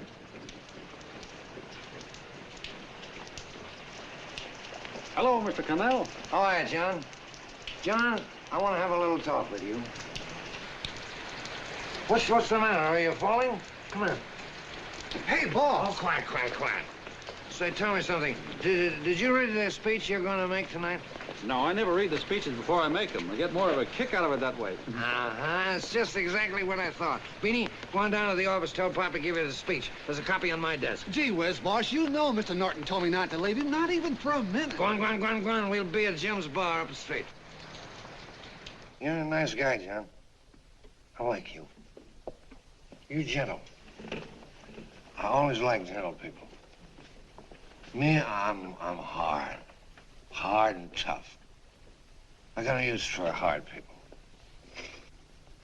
Gotta be gentle to suit me. Like you, for instance.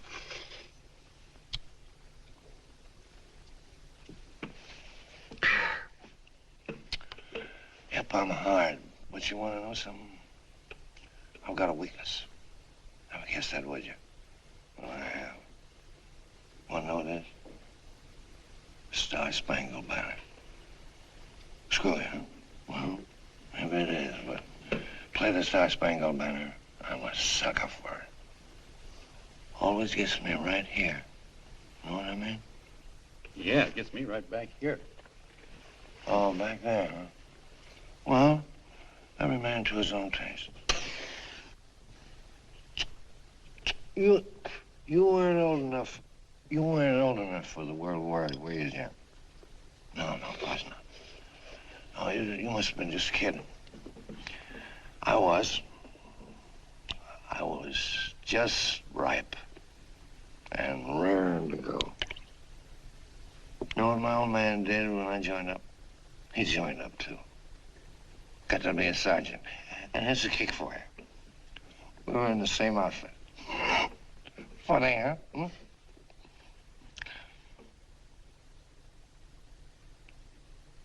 He was killed, John. I saw him get it. I was right there, and I saw it with my own eyes.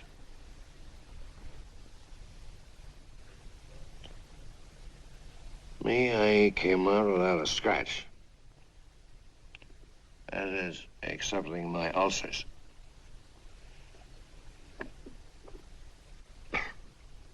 I should be drinking milk, you know. This stuff is poison. Hey, Tubby. Yes, Mr. Cannell? What do you say, huh? All right. Yep, I'm a sucker for this country. I'm a sucker for the Star-Spangled Banner, and I'm a sucker for this country. I like what we got here. I like it. A guy can say what he wants and do what he wants without having a bayonet shoved through his belly. And that's all right, isn't it? You betcha. Yeah. Well, we don't want anybody coming around changing it, do we? No, sir. No, sir. And when they do, I get mad. I get boiling mad. And right now, John, I'm sizzling. I get mad for a lot of other guys besides myself. I get mad for a guy named Washington. And a guy named Jefferson. And Lincoln. Lighthouses, John. Lighthouses in a foggy world. You know what I mean? Yeah, you bet. Listen, pal. This fifth column stuff is pretty rotten, isn't it? Yeah, it certainly is. And you'd feel like an awful sucker if you found yourself marching right in the middle of it, wouldn't you? You. Of course, you wouldn't know it because you're gentle. But that's what you're doing. You're mixed up with a skunk, my boy. A no-good, dangerous skunk. Say, you're not talking about Mr. Norton, are you? I'm not talking about his grandfather's pet poodle. You must be wrong, Mr. Cannell. Because he's been marvelous about the John Doe clubs. Yeah? Say, you're sold on this John Doe idea, aren't you? Sure. Sure. I don't blame you. So am I. It's a beautiful miracle. A miracle that can only happen right here in the good old USA. And I think it's terrific. What do you think of that? Me, hard-boiled Canal, and I think it's plenty terrific. All right. Now, supposing a certain unmentionable worm whose initials are DB was trying to use that to shove his way into the White House so he could put the screws on, so he could turn out the lights in those lighthouses. What would you say about that, huh? Nobody's going to do that, Mr. Canal. They can't use the John Doe clubs for politics. That's the main idea. Is that so? Then what's a big political boss like Hammett doing in town? And a labor leader like Bennett? And a lot of other big shots are up at DB's house right now. Wolves, John. Wolves. Waiting to cut up the John Does. Wait till you get a gander at the speech you're going to make tonight. You're all wet. Miss Mitchell writes those speeches. Nobody can make her write that kind of stuff. They can't, huh? Who do you think writes them? My Aunt Emma? I know she writes them. And gets a big bonus for doing them, too. A mink coat and a diamond bracelet. Don't write them. Why, that gold-grabbing dame would double-cross her own mother for a handful of Chinese yen. Shut up. If you weren't drunk, I'd... Hey, boss. Here's the speech, boss. Hey. Go on and read it, John, and then start sucking. Hey, wait a minute, Mr. Doe. Tubby? Yes, sir. Better bring me a glass of milk. I'm smoking too much. Yes, Charlie? Got everything all set? Fine. John Doe been taken care of? Good. How many people do you think will be there? 15,000? Oh, my, that's fine. Now, listen, Charlie. As soon as John Doe stops talking about me, I want you to start that demonstration. And make it a big one, you understand? Don't worry about that, DB. My boys are there. They'll take care of it. What? Yes, I'll be there 15 minutes after I get your call. Why, Mr. Doe. Where are they? In the dining room, sir.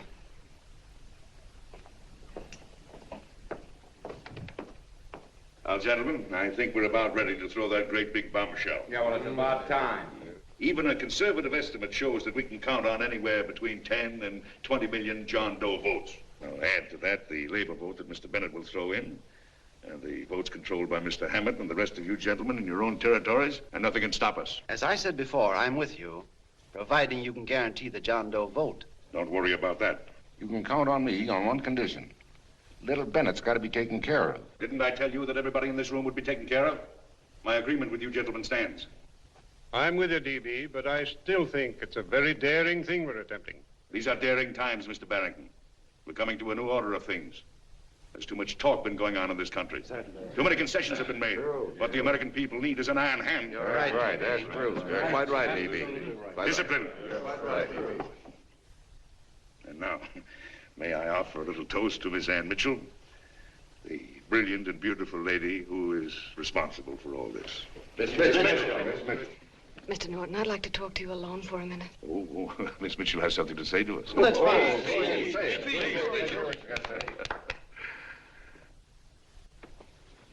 Hello.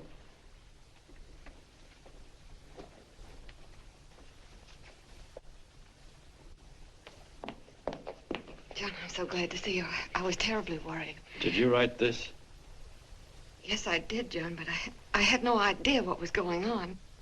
You didn't? No. That's a swell bracelet you're wearing. John, why aren't you at the convention?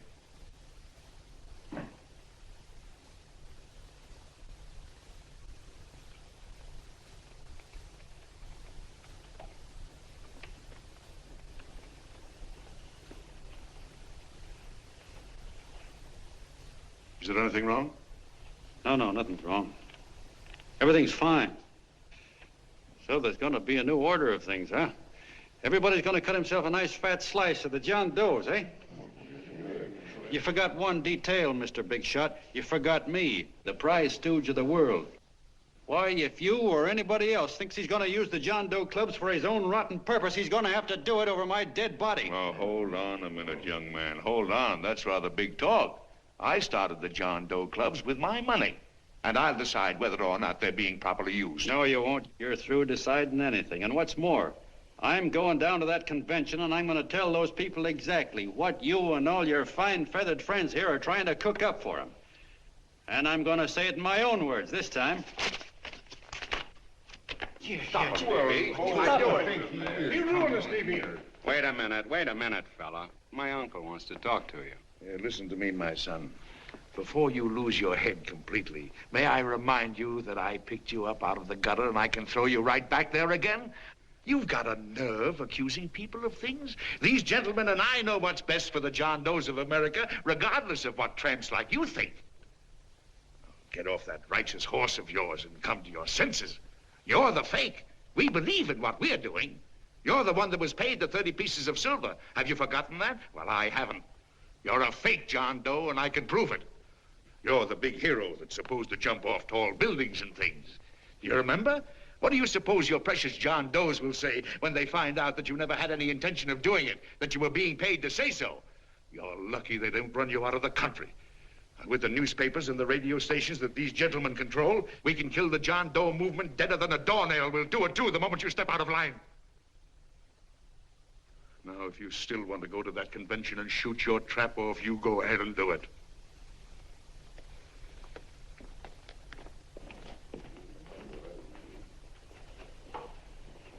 You mean to tell me you'd try to kill the John Doe movement if you can't use it to get what you want? You bet your bottom dollar we would.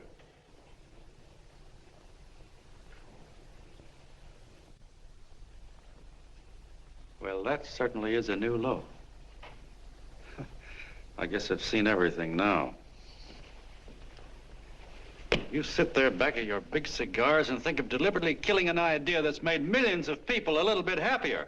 An idea that's brought thousands of them here from all over the country, by bus and by freight and jalopies and on foot, so they could pass on to each other their own simple little experiences.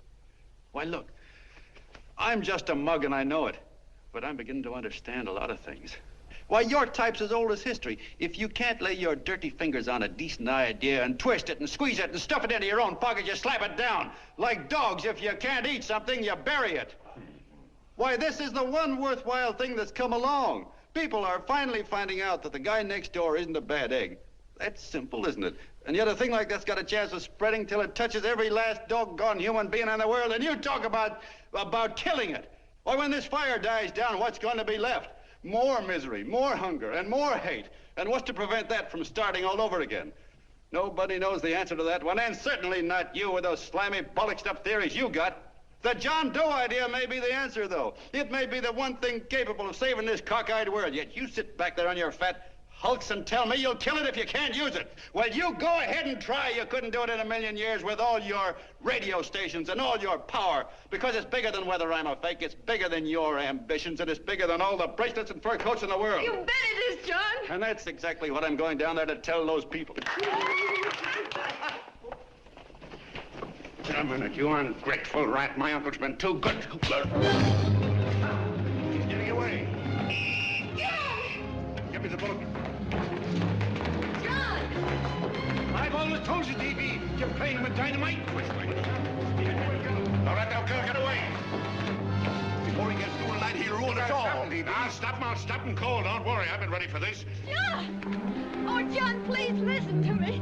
Please, I can explain everything, John. I didn't know what they were going to do. Let me go with you, John. John, please. Go ahead, driver. Full park. Explain it to you, John. Please let me go with you. Please. John! Mr. Norton wants to see you. Listen to me, Mayor Lovett. You do as I say. I want them both arrested. You tell the police department to pick up Cannell. I've got the girl here. I've got the bullet. I don't care what you charge him with. If you're worried, let him go in the morning, but keep him in jail overnight. Hello, Bulletin. Put what wire on.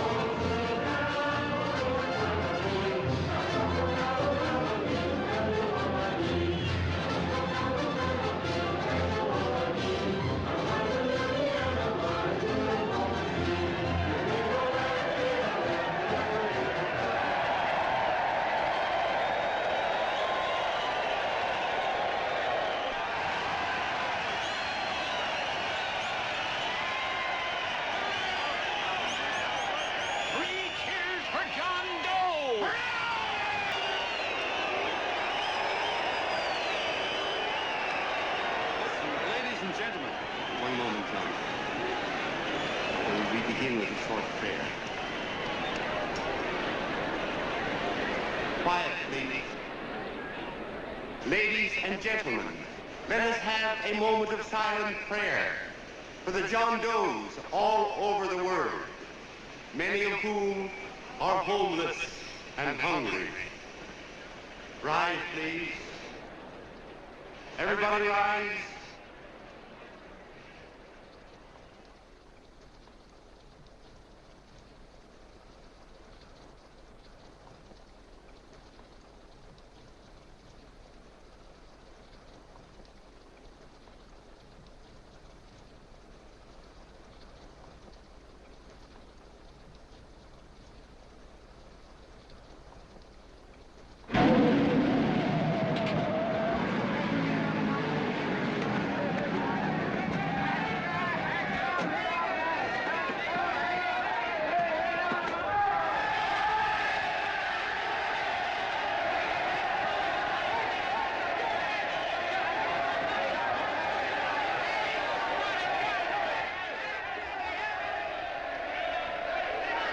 Newsboys.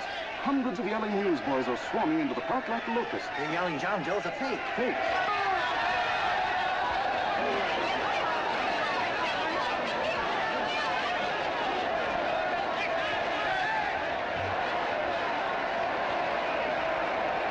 Federal investigation urged by Chamber of Commerce. How could he be a fake? It must be some kind of a gag. A what? A gag. A gag.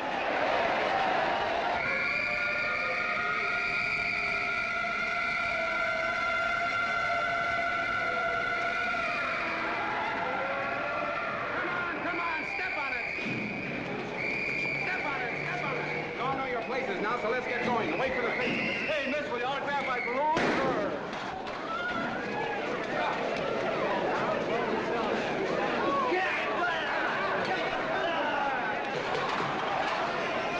Ladies and gentlemen, this is exactly what I came down here to tell you about tonight. Please, if you all just be quiet for a few minutes, I can explain this whole thing to you.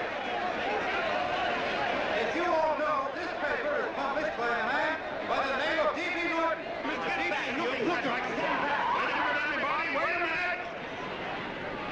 Wait a minute, ladies and gentlemen. My name is D.B. Norton. You all know me. I accuse this man of being a faker. We've been taken for a lot of suckers, and I'm the biggest of the lot. I spent a fortune backing this man in what I believe to be a sincere and worthy cause, just as you all did. And now I find out it's nothing but a cheap racket cooked up by him and two of my employees for the sole purpose of collecting dues from John Does all over the country. That's a lie. It's not a lie. Nickels and dimes to stuff into their own pockets. You can read all about it in the newspapers there. That's a lie. Listen, Let ladies and it gentlemen, go don't of me. believe what... This man had no intention of jumping off the top of a building. He was paid to say so. Do you deny that? That's got nothing to do with it. Were you paid for it or weren't you? Yes, I was paid, but there And happened what to be... about the suicide note? You didn't write that either. What difference Did you write it or didn't you? No, I didn't write it. Ah, you bet your life you didn't. You look in your papers, ladies and gentlemen, and you'll find Miss Nixon's signed confession that she was the one who wrote it. Listen, folks, it's a fact that I didn't write the letter. There, you see, he admits it. You're a fake, John Doe. For what you have done to all these good people, they ought to run you out of the country. And I hope they do it.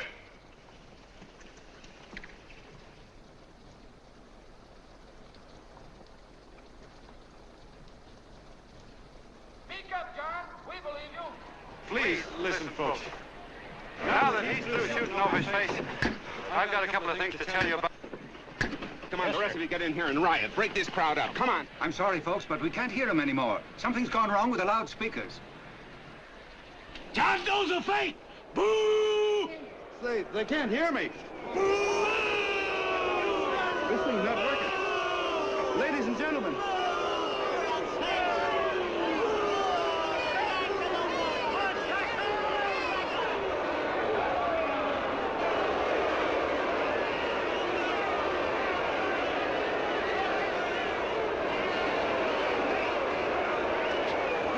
This thing's bigger than whether I'm a fake. Look, Kirk, you believe me, don't you? Sure. I believe you. Walking my legs off, digging up 5,000 signatures for a phony. Well, there you are, Mr. Doe. 5,000 names asking you not to jump off any roof. It makes no difference, Bert. The idea's still good. We don't have to give up our club. Yeah, well, you can have it. They're starting to throw things. Somebody's going to get hurt. I'm afraid it'll be John Doe. Listen to that mob. I'm gonna go to him. All right, lady. Hey, what's wrong? Let me go. I want to go to him. Oh, please. Please let me go. They're crucifying him. I can help them. Sorry, sister. We got orders to hold you. Orders from who? Can't you see it's a framer? And oh, mother, they won't let me go. They won't let me go. Listen, folks. You gotta listen to me, everybody. Back to the jungle, you hobo! Just another racket. Stick to your clubs. We've been fed baloney so long, we're getting used to it.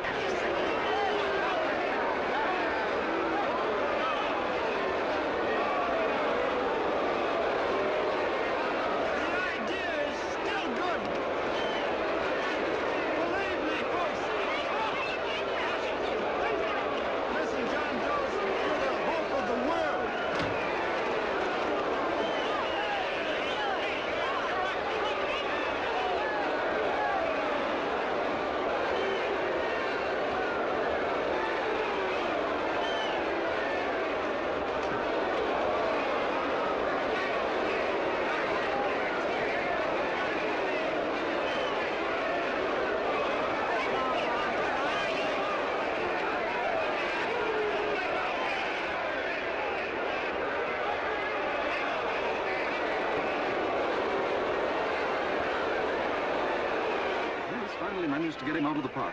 And if that boy isn't hurt, it'll be a miracle. Ladies and gentlemen, this certainly looks like the end of the John Doe movement.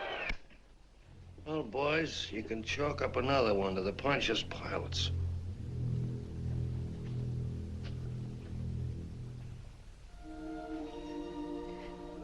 I should have been there. I could have helped him. He was so all alone. A lot of us are going to be mighty ashamed of ourselves after tonight. We certainly didn't give that man much of a chance.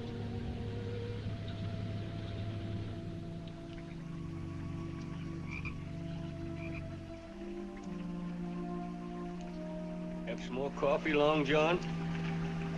No thanks, Carl.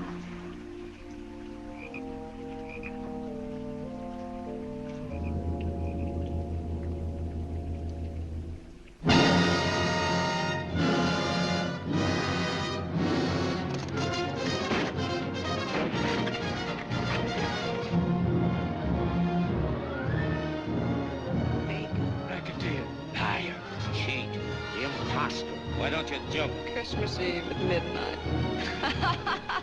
Goodbye, Mr. Doe. You're a wonderful man. And God bless you, my boy. Now get in there and pitch. You're a fake John Doe, and I can prove it. You're the big hero who's supposed to jump off tall buildings and things. Do you remember? What do you suppose your precious John Does will say when they find out that you never had any intention of doing it, that you were being paid to say so? Christmas Eve at midnight.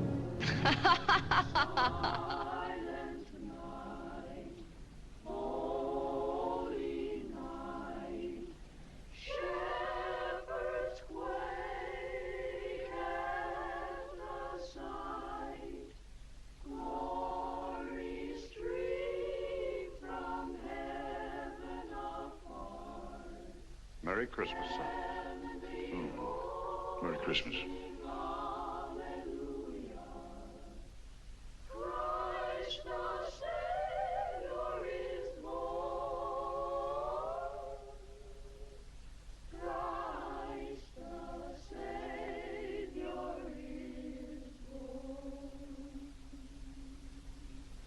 Thank you, sir.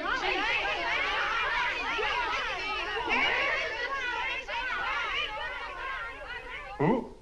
John Doe. Is that screwball still around? Ah, Dame's been calling all day. Sure, I know. Yeah, at midnight, huh? Okay, lady. We'll have the place surrounded with nets. They're laughing at me.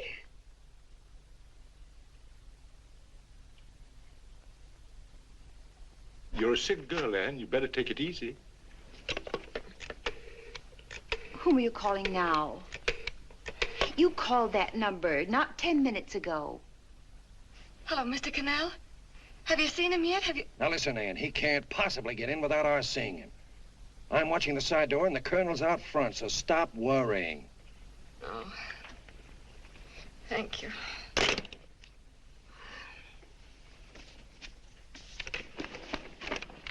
What, Ann? Anne, don't be foolish. If this isn't the craziest, the battiest, the looniest wild goose chase I ever heard of. Oh, shut up, Bert. Sourpuss is right. Yeah, well, if he is, I'm a banana split. That man is going to be on that roof. Don't ask me how I know. I just know, and you know it as well as I do. Sure. I'd like to believe in fairy tales, but a guy that's a fake isn't going to jump off any roof. I don't think he was any fake, not with that face. And anyway, what he stood for wasn't a fake. Okay, honey, okay.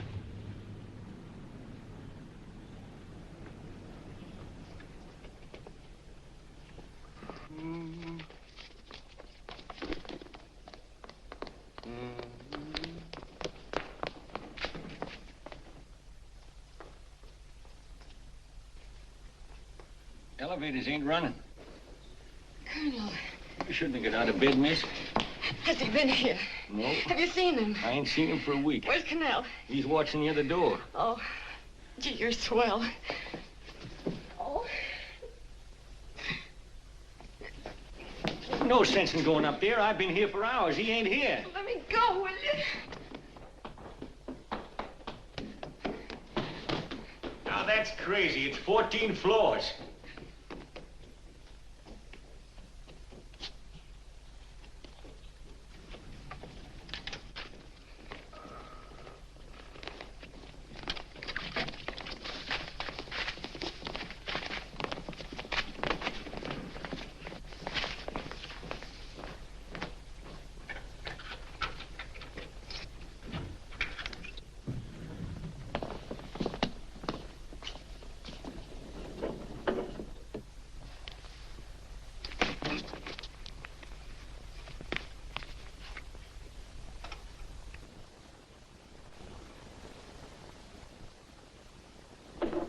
As far as the elevator goes, we gotta walk up to the tower.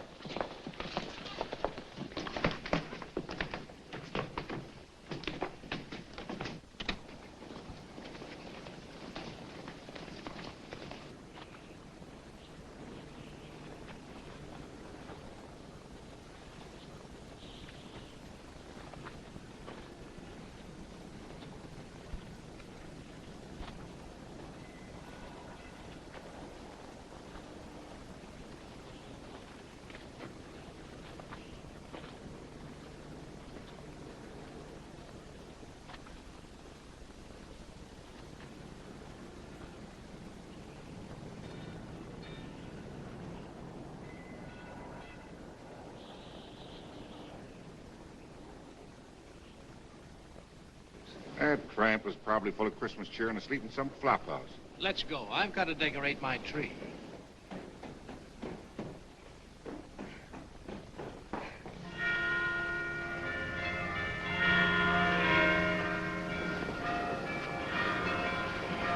Well, I give up. I don't know what gave us the idea that we'd attempt anything like this. I guess you're right. I'm afraid the joke's on us. Let's go. I hope nobody finds out we've been here.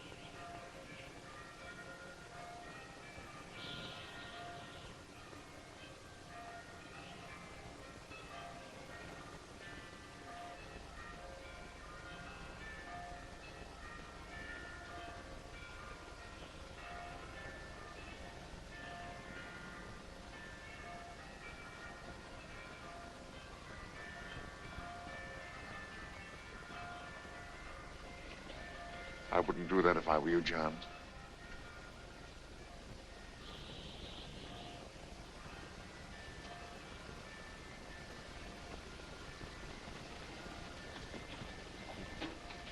It'll do you no good.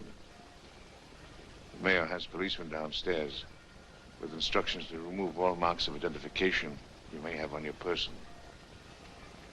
You'll be buried in Potter's Field, and you will have accomplished nothing.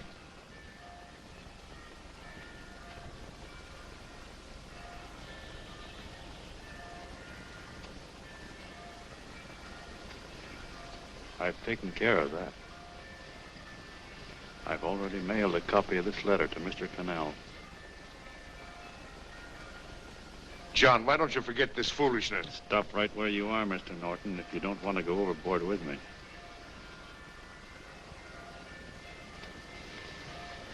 I'm glad you gentlemen are here. You killed the John Doe movement, all right. But you're going to see it born all over again.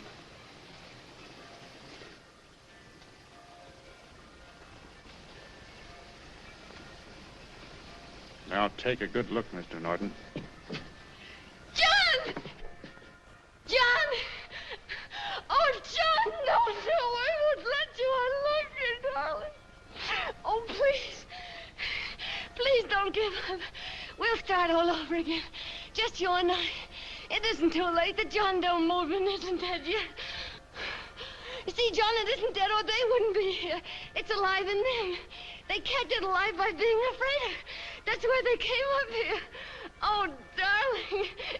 Sure, it should have been killed. It was dishonest. But we can start clean now. Just you and I. It'll grow, John, and it'll grow big because it'll be honest this time. Oh, John, if it's worth dying for, it's worth living for. Oh, please, John. Oh. Oh, please. Please, God, help me. John, look at me. You want to be honest, don't you? Well, you don't have to die to keep the John Doe idea alive. Someone already died for that once. The first John Doe. And he's kept that idea alive for nearly 2,000 years. It was he who kept it alive in them. And he'll go on keeping it alive forever and always. For every John Doe movement these men kill, a new one will be born.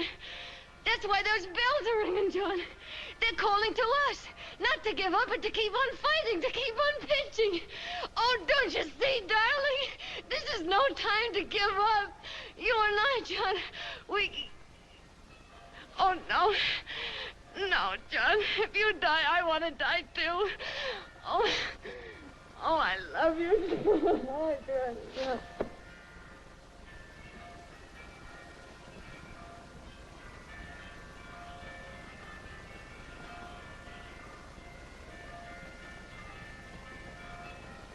Mr. Doe, you don't have to. We're with you, Mr. Doe. We just lost our heads and acted like a mob. What Bert's trying to say is that we need you, Mr. Doe. There were a lot of us that didn't believe what that man said. We were going to start up our John Doe Club again, whether we saw you or not. Weren't we, Bert? And there were a lot of others that were going to do the same thing. Well, Mr. Sourpuss even got a letter from his cousin in Toledo. I got it right here, Mr. Doe. Only it'd be a lot easier with you. Please. Please come with us, Mr. Doe.